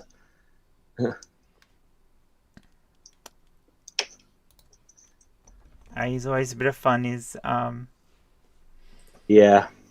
Is Tornado. It's getting difficult to do debunking anymore because it's just so much. It's too easy now. I'll tell you something I'm looking forward to, though. Yeah. And I will say this. I'm looking forward to, within a few months, Onion headlines are no longer going to be predictions of the future, but will actually be recognisable satire again. I mean, fingers crossed and all that, but I'm looking forward to that. Yeah, well, so it'll be nice to see that when comedians get up and say jokes about politicians, that the politicians themselves actually won't be making bigger ones themselves about themselves. Because Trump's been a lot of fodder, but I mean, he's done everything that he's been accused of. It's like you can't get up and make a joke about him because he's done it. He is the joke. There's a British joke news site called News Thump, which I like, but Jim, and they put up something. The last thing they put up was new COVID vaccine that's 90% effective should hopefully make up for government that's been 10% effective. Yeah. I really, really, really don't like the way that's been reported. The vaccine is 90% efficient. Not 90% effective, it is different. Yeah. It does not stop you getting COVID. It reduces the symptoms of COVID to the point where you're basically going to be like Trump and really not get any symptoms at all. Because it's a similar sort of drug cocktail, which, helps to boost your immune system. But you will still get COVID. But you don't come with huge amount of symptoms. That means you can pass it along to even more people. So if it's going to get passed around to even more people, we're still going to end up with similar sorts of numbers getting ill, because more of the public will catch it. Okay, you might only 10% of them might get sick, but that's actually worse than at the moment if we socially isolate. Yeah, but I think a lot of people are hoping that the vaccine will help towards creating a situation of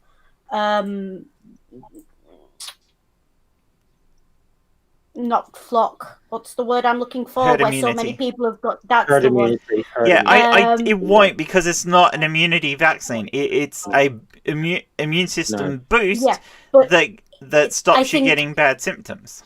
Yeah, I think the idea is if everyone's got the boosted immune system though, and everyone gets it, we will all naturally develop an immunity. But that relies on the virus not mutating. Yeah, and there's already been mutations of the virus. Exactly. The one that was in the marmosets. Mutation. I was speaking to Hopswatch the other day, and it looks like there's been a mutated strain break out in Denmark. Yes, that was the one. It was marmosets, stoats. Sorry, it got in stoats. It's mutated. The new one, mink. Sorry, the new mutation in there is immune system resistant. So it doesn't look like you can build up antibodies to this particular strain. They actually destroyed all of the animals in this farm to try to stop it from getting out. Now, that's already happened. This virus is going to be around in the community for a long time, and we're looking at a virus. We're looking at a vaccine that's going to encourage a lot of countries to go even more lax on our social distancing rules, because most people aren't going to get bad symptoms now, and we're going to build the herd immunity. Yeah, but you're still getting an infection. It will quickly, with the number of people there are, mutate back into something like that, and then we are really fucked.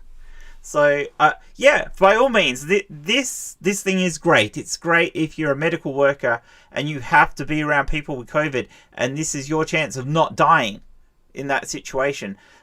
Someone like Donna taking it, yes, please, she needs it. That gives you the confidence if you're working in those environments. It's good for everybody else too. But my fear is that we will lower the things we have in place right now that are reducing the virus's effectiveness. Well, I think we need to use them both together. That's just my take on it. Sorry, went off a deep end there.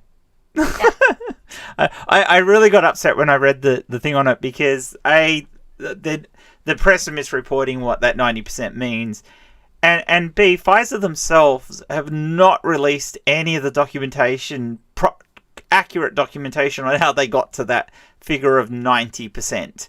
They've been very low on the details, which means that, by the time this all gets analysed and looked at, there could be a raging error in the middle of all their calculations, and it might not be as good as what they say it is. And they've raised... I don't think in the middle of a pandemic you should be raising up the public's hope on something when you haven't fully peer-reviewed the results.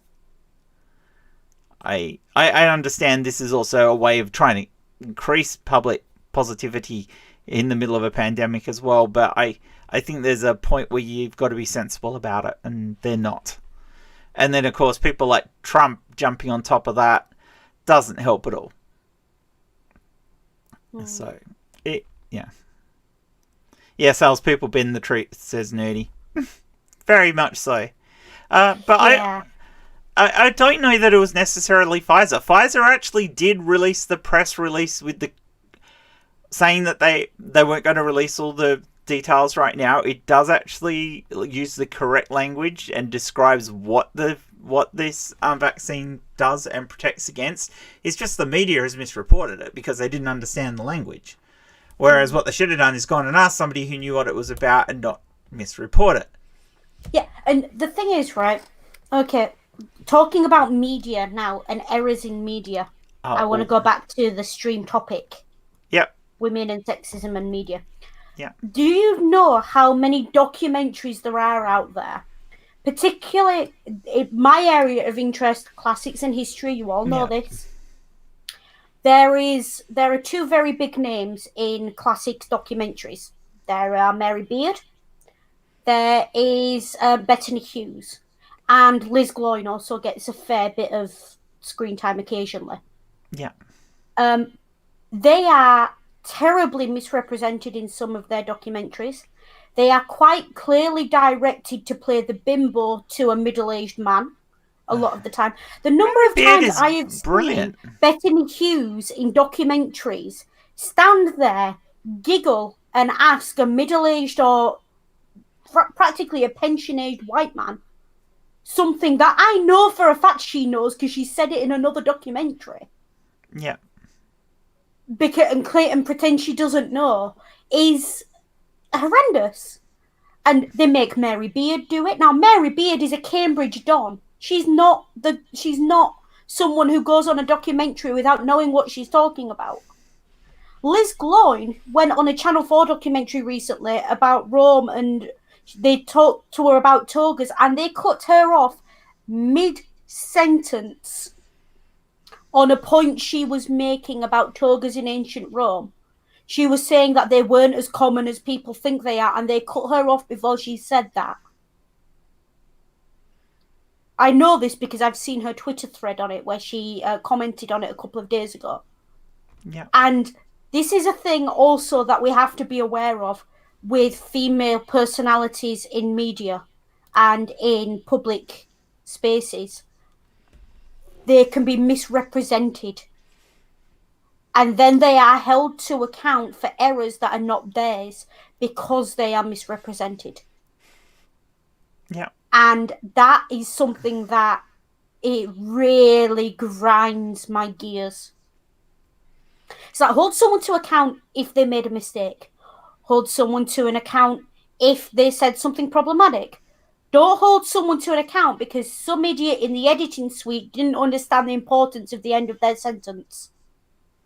Exactly. Yeah, exactly, PJ. But Channel 4 were trying to pretend that togas were more commonplace. Yeah. Yeah, it's a common thing that happens though. Misrepresentation, and it happens more. I think as you said, it happens for us more often than it does for the men, and it's it's. I mean, famously, I watched a Bettany Hughes interview where she made a comment and she said, when she goes on a documentary, she asks for the script weeks and weeks up front so she can fact check it all. And she says she had a director once tell her that she was annoying for doing that because male presenters would just show up on the day and read the script. I was listening in on a bit of that whilst I was away, a few seconds behind. I gotta say now, some of the stuff you mentioned Bettany Hughes. I'm a big fan of Bettany Hughes. So am I. I love her. I love her documentaries. Probably need to read some of her books, but I've also seen some things where she's given lectures. This woman really, really knows what she's talking about. Unfortunately, who the documentary makers for her have really tried to market her on her looks. And I'll say this, yes, she is a stunningly beautiful woman. She really is. Yeah. She is absolutely stunning. And then when I sort of see comments of like some recent stuff she's done, and the comments are, oh, she's a bit porky now, she's put on some weight. Oh, or comments about how low cut her shirt is. She's allowed to dress femininely on TV. Yes. It's not like she's taking her nipples out, How about let's look at the thing she's presenting here and how well she's presenting it, because it's not just that she's not only just pretty damn good factually with her history, that she presents it in a way where it's interesting and engaging. Mm-hmm. It's not like some of these old sort of suit historians or whatever. I mean, the fact in our country that they put a historian like David Starkey on a goddamn pedestal is exactly mind-boggling even to me. To an extent, Tom Holland. Yeah. who is... I have my issues with Tom Holland. I like it. You could watch Bethany. You might not have any interest in the ancient world, but you Bethany could Hughes will watch get you a interested. Bethany Hughes documentary, and you could be quite captivated by the way she tells the story she's telling. Yeah, her 8 Days That Changed Rome. I went and bought that because it was so captivating. I mean, her series on Sparta is still a classic. Absolute classic. The thing is, you could just leave that playing with the screen off and just the audio, and it would still be captivating. Yeah, some of her stuff's on YouTube. It's something I'll listen to it. I'll just put it in my earphones. I don't have to watch it, and whilst I'm doing stuff, I'll listen to it. And her audio books and things. Yeah. You know, she has audio books. She writes books, and she's brilliant. I think. I mean, for me, on balance, Bethany Hughes is more accessible than Mary Beard. Yeah, and I like Mary Beard as well. I do like Mary Beard as well. They're two sides of the same coin. You know, they both have their strengths and weaknesses. I mean, I even like some of the ones Bethany Hughes has done about more modern history, where she's looked at. She did the documentary on Friedrich Nietzsche, and then she did one on Karl Marx. You know, she's just engaged. Any topic that she talks about in the history, she makes it engaging and interesting. Even if you, on the surface, don't have an interest in the topic. Yeah, and I mean, what irritates me as well, there's some documentaries she does on the classics, on ancient Rome and Greece, where when they show her in the documentary, they'll say she's a geography, or that she's some sort of other... They'll put a different qualification there that makes her seem like she don't know what she's talking about. And that irritates me because it undermines her in a massive way. And she's just... I am a Bethany Hughes fangirl, I will admit it. Okay, I'm kind of like oh no, I've got to be honest. Like, if I could marry a woman, it'd be Bethany Hughes. Let's be honest. If I had a dream girl I could marry, it'd be Bethany Hughes. When we're talking about that kind of disparity, you know, there was a meteorologist. Finish your thought, Hissy. I'm just to finish my thought, because what I was getting at is, because the reason Mary Beard and Bethany Hughes ask for information before they start the documentary and ask for the script is because they know the kind of hell they will catch if it's wrong. Yeah. And the male historians can just hand wave it and say, oh, it was the script, it wasn't me. Yeah. But the women will be held to it. There was I've put this in the chat, but I'll just also say to PJ, if you just want to use your avatar, not a problem. If she doesn't even want to use her avatar, she can come on as a disembodied voice. Yeah. I don't have to bring her video up because I'm using OBS. So yeah, it'd be nice to talk to you. We've all chatted to you so much on Twitter. It'd be nice to actually talk to you. To get to the point I was making, there was a meteorologist in my state in the early 2000s who would have been described by the public as a weather girl, but she was actually a meteorologist and she knew what the fuck she was talking about, unlike some of them. She got hounded off the channel, off the show when she got pregnant, because people were writing in complaining that they didn't want to see a fat broad doing the weather. And she was pregnant. So there's this inequality there. There's an assumption that you as a woman are there to either look pretty or be the dumb foil to the man or whatever, and that comes through in politics and it comes through in other things as well. I mean, I'm sure that both you and I could standard of God help you if you say something wrong. Yeah, I mean, you in your work, Hissy, do you ever cop people who just like, can I speak to your supervisor, love? Yeah, and a or can I speak to your supervisor? Then they get the shock of their life because my supervisor's female too. Yeah. And that's now if I was a woman doing that, there'd be a term for me. Yeah. Whatever, Karen. Yeah, whatever, Karen. Yeah. I mean, I've had the same thing. With one of the places I worked in as a technician, where they also had a front counter where they did stuff, and we'd go out. You know, if you weren't busy doing whatever work it was out the back, you'd go out and you'd answer the front counter. So I did that too. So I had a guy come in who wanted to put a query in over something we were doing, and I said, "Yeah, I'll tell you." And he goes, "Oh, can I speak to one of the guys out the back?" And I go, "I'm a tech. I know what I do. No, I want to speak to one of the guys at the back." So I went and got one of the guys from out the back. He came out, and he goes, he listens to this guy for 5 seconds, and he goes, "I'm going to go and get Jen for you because she's the only one who knows about that." And then this guy was like, Though granted, this particular guy came back the next day with a bunch of flowers for me to apologise. But it was that and it, you know, this guy wasn't necessarily that of incompetence. Yeah, it was that thing that you're a woman, you can't obviously know what you're talking about, and I'm like, bullshit. Yeah, no, I mean, I've had it a few times. I believe it or not, I'm quite the sweetheart on the phones in my job. Yeah, you kind of have to be. Okay. The way some customers speak to me. I'll just say, PJ, you want to come in the next time? We'll just do an open hangout. We'll have you in then, all right? If it's a bit too noisy for you right now. That's cool. Cool. And the sheer number of men.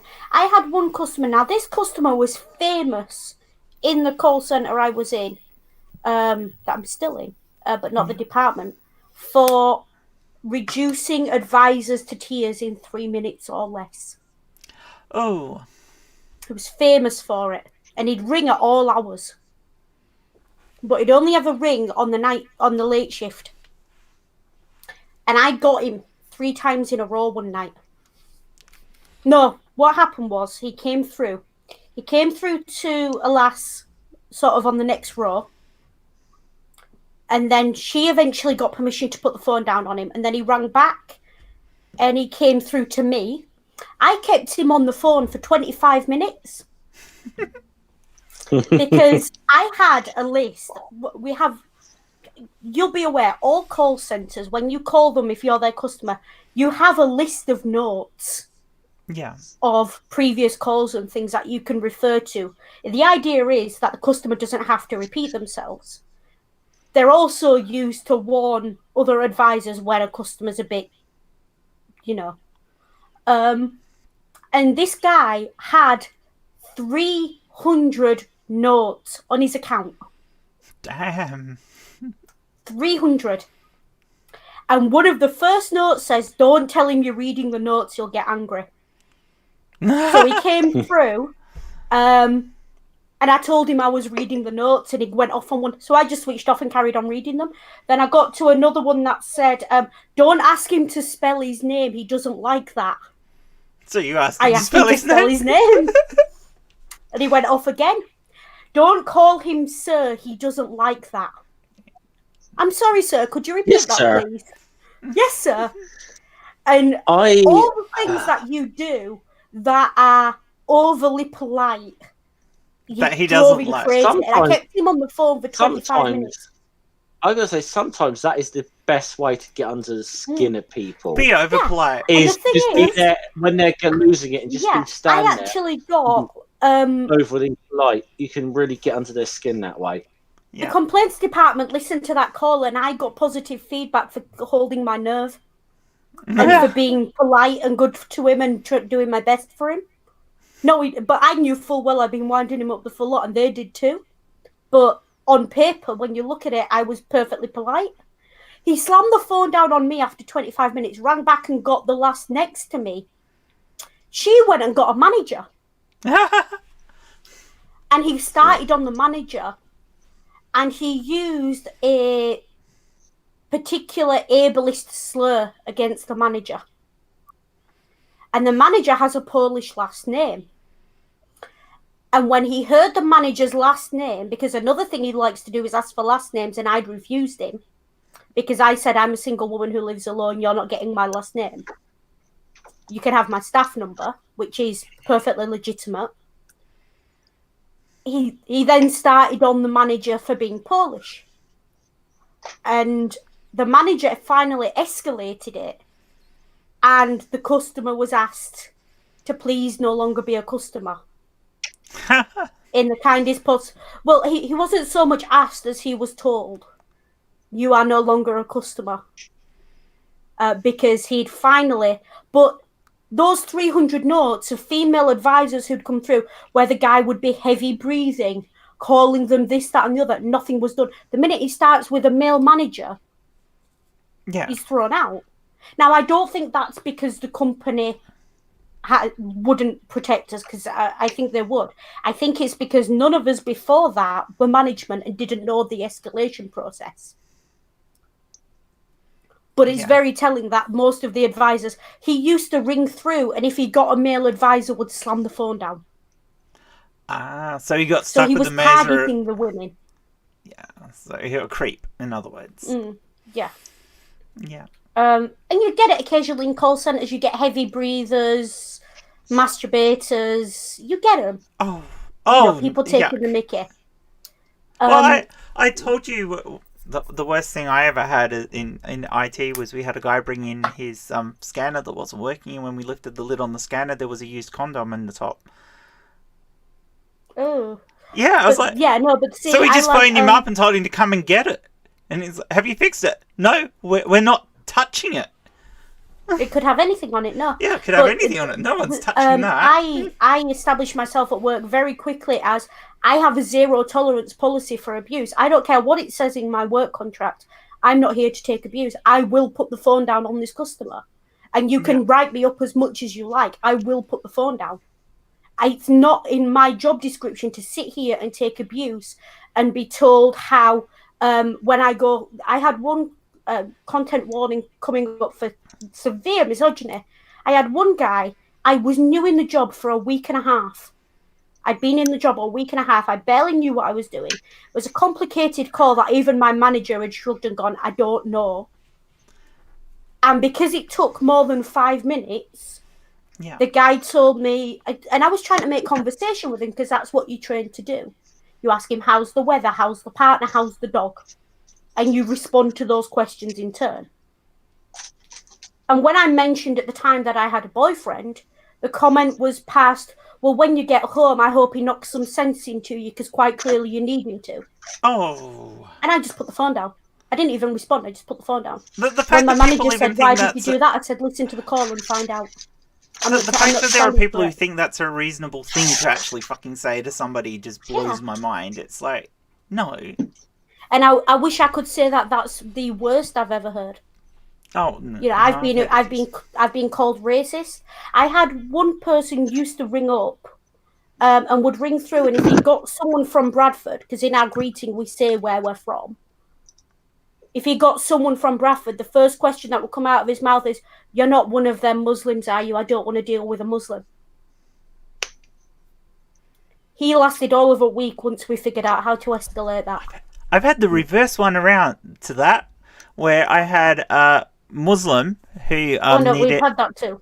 A Muslim site that needed work done on their server, and I was booked to go and do the job, and they phoned up and cancelled the job because they didn't want a female tech on site. And this was not in any religious organization. It was just I was like, yeah, what? And then they were screwed because it was actually under warranty, and we were the warranty agent, and I was the only tech available. So they had to let me in, but they would only let me in long enough to remove the offending part, have it repaired off site, and then give it back to them. I gotta say that, at that point, I'd have just cancelled the work contract. What you just said there reminds me of something. My bosses wouldn't at the time. You just said there reminds me of something that might be dragging me a little bit back to the sort of origin of what this stream is about. And I'm certainly not here to bash on Muslims at all. And the reason I don't tend to bash on Islam that much is I don't know enough about it to do it intelligently. Let's just say, if I'm going to bash on a religion, I need to know what I'm bashing on and do it in a good way, you know. But when I told you I was a member of the Respect Party at Galloway, I mean, one of the things that was going on, because there were an awful lot of Muslim members there, but in certain party meetings in branches, women were being sent to the back of the room and not being allowed to speak. What? And that was the point where it was becoming a problem to me and a lot of other people who were joining this coalition. So we can't have this. We're supposed to be, you know, we're supposed to be secular. We cannot, you know, we cannot have this going on in branch meetings. And it was and a blind eye was being turned to this. And it's one of the reasons. It wasn't the reason. It was one of a number of culminating reasons where I was like, I can't be a part of this anymore. So we discussed the bad things that they do, but what should be done about it though? I mean, affirmative action has effectively not worked. It's not going to work because it will always be seen as pandering. It does. Even to those of us it supposedly panders too. I'm not keen on it. But no.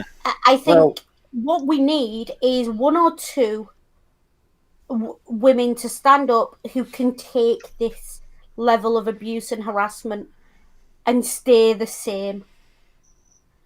But the problem with that is they shouldn't have to. Yeah.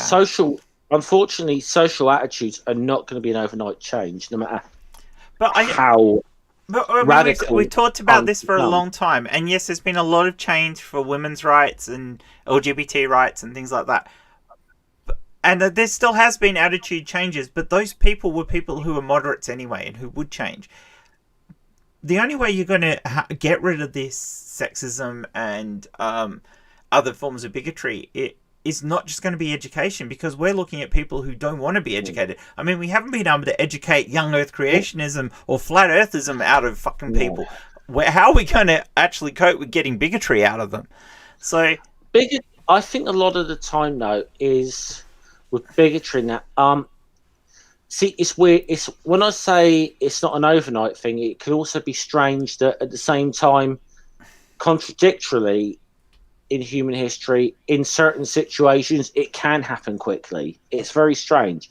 Do you remember we were on Ring's channel the other day, and I talked about we touched on the Russian Revolution a little bit because of the nature of the stream.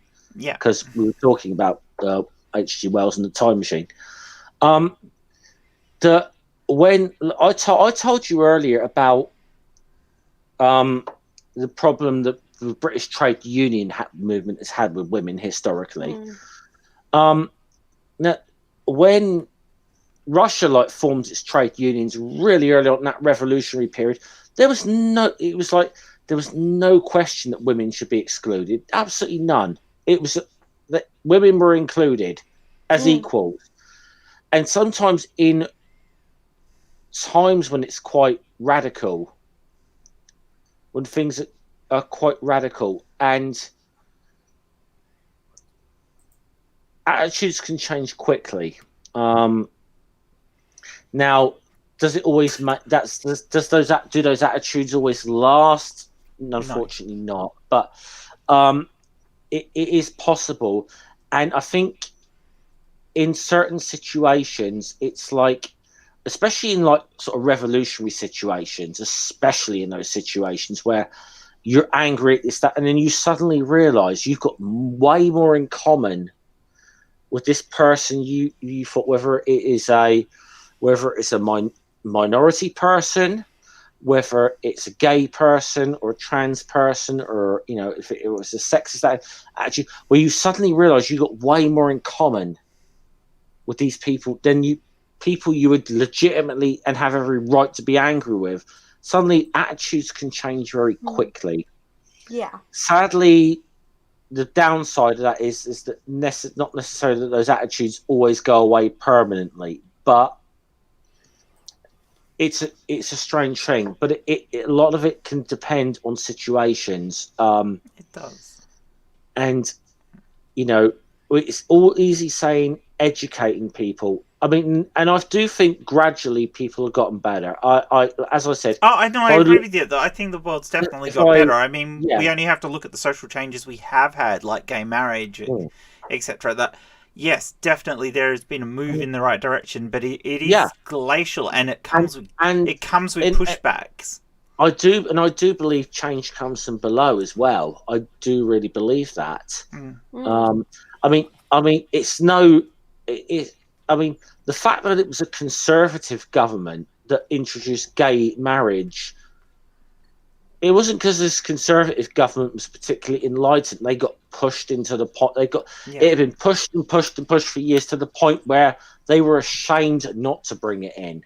Eventually, to a certain extent, being part of the EU actually helped you guys over there in that you were being pushed by the EU. Brexit is a dreadful thing for social progression in the UK. Yes and no. No, I'm going to disagree with you a little bit on that, Jen, because...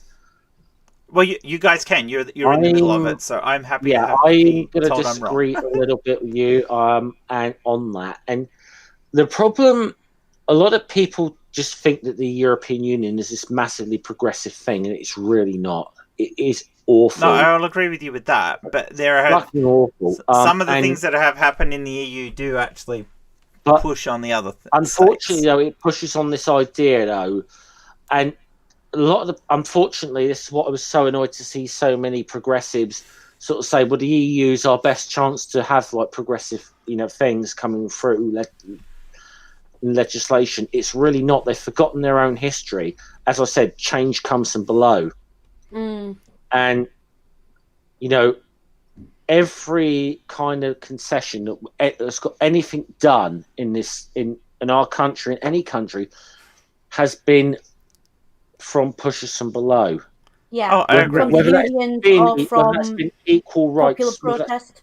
Whether that's been equal pay for women, whether that's been equal, groundswell protests, political elections, things like that. That's my one hope with what's happened in the US. Jen, I'll tell you another good film to watch. Which it's not entirely historically accurate, but it's based on something that happened. You've seen Pride? I haven't. You'll love that film. I should go and watch it. This is I actually got to meet some of the actual members of this real group, and it is set during the miners' strike in the UK. And Dog is visualizing you as a woman now, Jeff. Well, do you know? You can visualize me any way that you like, Dog. You have whatever fantasies you wish about me. I don't have to actually fulfill them. Only in these dreams. only in your dreams. This went off a cliff. But yeah, Pride. Do you know the biggest group that raised more money, and support for the coal miners' strike in Britain? The biggest pressure group was a group called Lesbians and Gays that support the miners. And this was, and certain groups of gay activists got together to support the miners' strike. Now, initially, when they turned up in picket lines, you're talking with like northern working class blokes like, we don't know what any of these bloody fairies on our picket line, was the attitude. And over the course of that whole struggle and the solidarity they showed, attitudes to the point when a year later, the National Union of Miners led the Pride March in London. That's how much it changed. Yeah.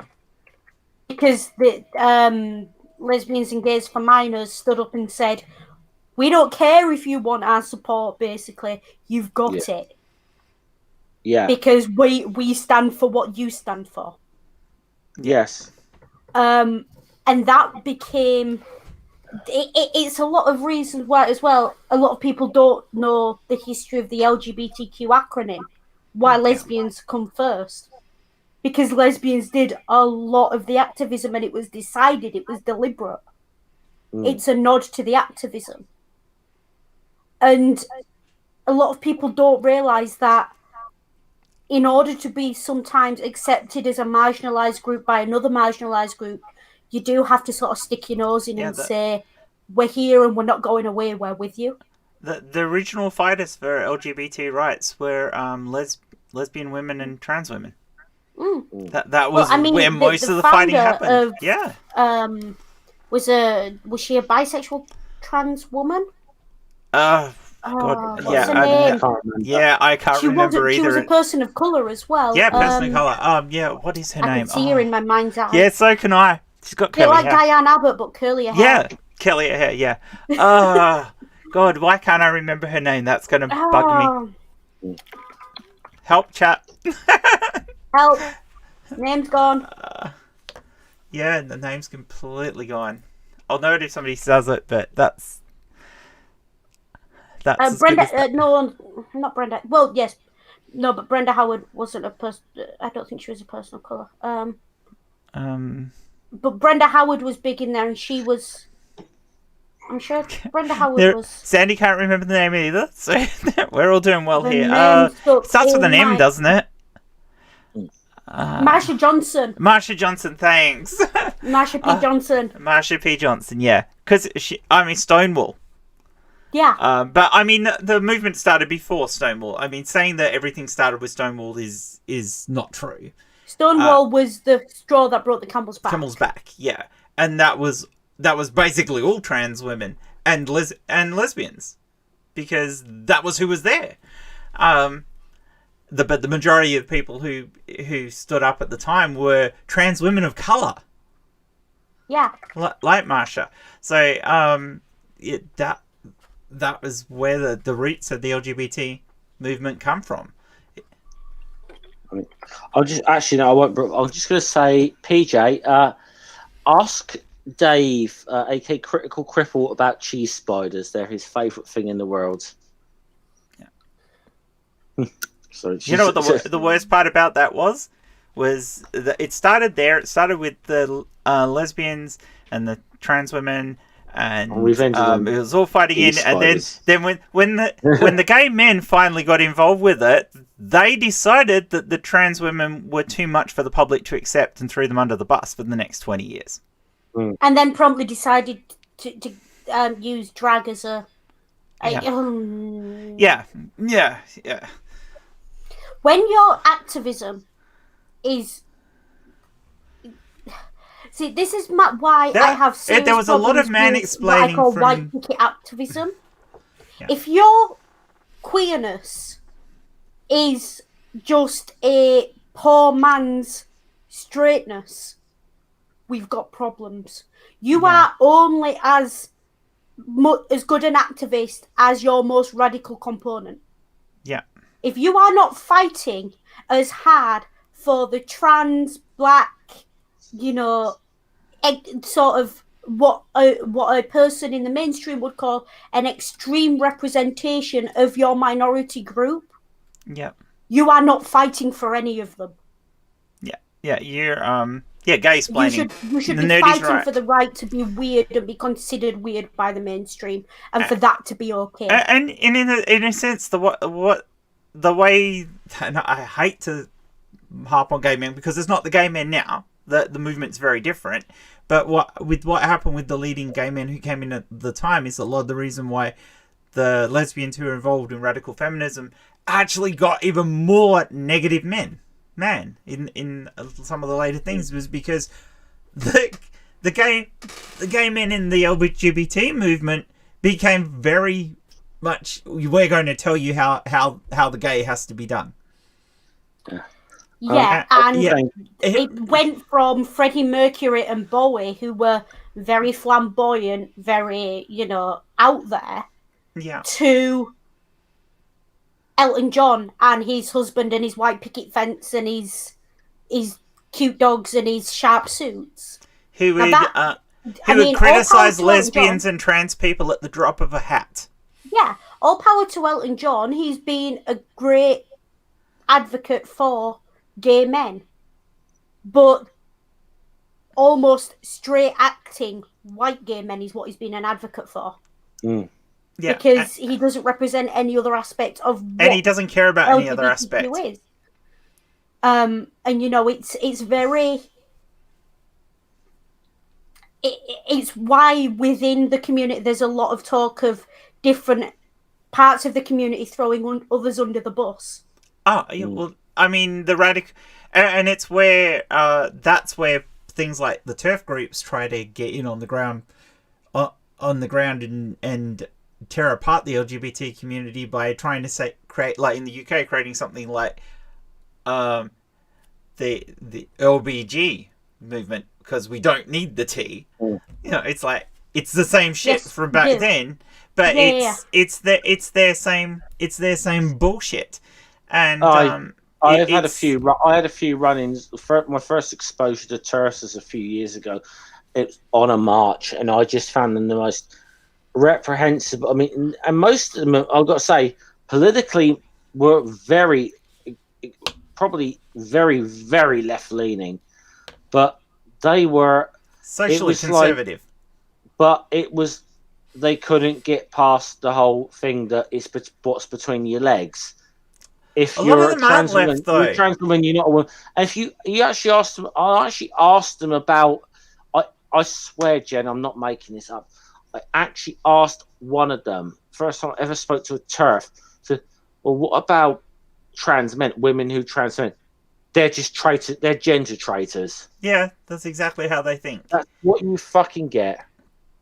But, I mean, not even, you say they're left-wing, but these groups are in bed with the religious right. I want to be clear. Yeah, but they're so left that they're right.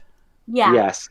And that's the thing. The political spectrum is a circle. They think they are left because whatever, but they're happy to crawl into bed with the far right in the US. They're happy to be funded by the Heritage Foundation, you know, because they have this thing of the enemy is my friend. Yeah.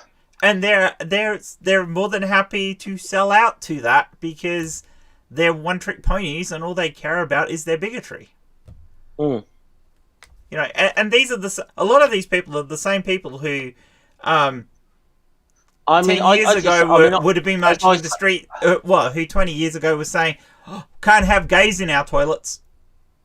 Well, I told them, I told them that day, and I said, look, there's a certain line between being a feminist and being a man hater.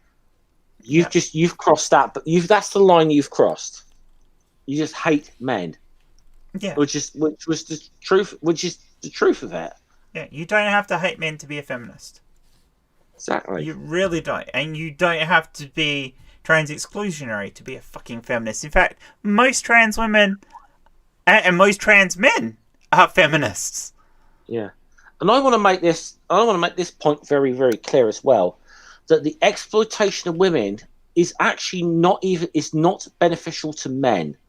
I want to be very clear on that point. Because the exploitation of women leads to toxic masculinity, which is an entire another stream.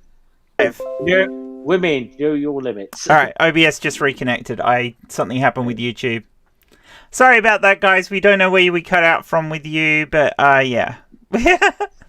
Cool. I think that's YouTube telling us to wrap up then, isn't it? Yeah, probably YouTube's having issues because that was not my internet, because us here were fine, so we don't know what was happening there, and they're getting buffering as well. So yeah, I think we'll wrap up here. What have you got happening, Jeff? We'll be nice and let the man go first. Then I've got to plug Hissy. Then I've got to plug Hissy's channel, because the only thing we've got planned coming up is our Asterix stream on Sunday. We're doing Asterix in Belgium, so we might do that I think we're it's going to be an interesting one, because this is we called it. This is the end of the golden era of Asterix, I'd say, if we could. call it anything. So it's the season 1 finale. Yeah. Well, either that or we do a season 1 wrap up thing the following. I don't know. We should do an end of season 1 party. We should. Okay, there we go then. That's next week. I think PJ's just volunteered to be a guest. Cool. Yeah, we do a season 1 party, PJ. You will be welcome. So, otherwise, yeah, I might be out on some streams this week. I've gathered Dave's starting up daytime critical questions again. Yes, apparently tomorrow. I can't remember if it's tomorrow or Thursday. Dave's in the chat. He could let us know. Yeah, I know. He was talking to me about being a guest, and I have a feeling I won't be here. That I'll be away again, so I'm gonna get on again. But that's okay. I don't mind. I'm enjoying doing my streams, so and it's great to actually be on a stream with you again, Jeff, because it's been so rare lately. We were on a stream 2 days ago together. Yes, I know. Amazing. But I mean, it has been rare, though, lately. Yeah. Although I don't like the reason why we're on streams again, and that's because you can't work at the moment, which is frustrating, which is COVID's fault. So, screw COVID. Fuck 2020. Yeah, you realise, Hissy, Jeff basically mansplained you. By shouting your channel out. No, he didn't, because I'm now going to... he didn't, because he just got in there first. And legitimately so, rather than interrupting. Yes, that's fair enough. So he can have that one. He can have that one. So what else have you got? Explain, Hissy, let me explain. So what else have you got happening, Hissy? I spend a lot of time on Ring's channel. I do secular D&D on a Saturday night. Yep. And that's always fun because I have a snake who goes by the name of Jesus and saves us a lot, which, he does far better than his namesake, I think. And then Sundays, obviously the stream with Jeff, where we do Asterisk. And then immediately after that is Media Musings with you and Ring. Can we say what we're doing this week? Do we know what we're doing this week? Yes, we do, remember? We discussed we do. I downloaded the ebook. Yeah. Yeah. I'll let you say what we're doing this week. Yeah, okay, I'll do that one in my little bit. Are you done? So that's basically all I have on. And don't forget to go and read Hissy's fan fictions, because... Yeah, go read my fan fictions, but Dead Dove Do Not Eat, obey the warnings, and you can find all my fandom witterings and retweets and... In the link that Dave put in the chat. And everything else on my alternate Twitter, Discourse Noodle. Occasionally it does get a little bit busy over there, so feel free to mute and unmute as you like. But please, please, please read my card and read the information on it before you follow it, because it is definitely not safe for work. Yeah. So yeah. All right. For me, Wednesday night US time, I'm doing a Stump Gen with Matt, as in not a doctor again, and with Meredith, as in Navadia. So the three of us will all be up for a good stumping. I can't tell you exactly what time it is, because we're trying to fit it around Mary's work, but it'll be then anyway, sometime around then. Yeah, follow my Twitter, which Dave's just linked, if you want to know when that's going to be. Otherwise, of course, it'll be the only other thing. Probably won't be a Stump Gen this weekend, because I think I'll be away, but I will be making, even though I'll be away, I'll still be doing Media Musings with these lovely people, and over on One Ring's channel. And what are we doing? What is Media Musings this week, Jen? Media Musings is Orlando by Virginia Woolf. It's one of the really, really early books which covers trans and trans issues, because it is Trans Awareness Week. So we're going to do Orlando because we're currently doing older literature at the moment, so stuff that's available for free for people to read. And it's an early and interesting book, so we're going to be covering that. So, aside from that, I want to thank everybody in the chat who's been amazing. We've had quite a few people coming in and out at various times. Thank you all for being here for all this time and listening to us babble on about politics. Amazingly, it wasn't mostly about the Orange Tangerine Man, but a little bit, but not all about him. Mostly about British politics, which I should have expected with two British guests. Yeah, what we should have done is you should have had Ring on as well. We should have had Ring on as well. Isn't he working though? So, but yeah, so thank you all again, and we will all see you on the next one. Bye. So.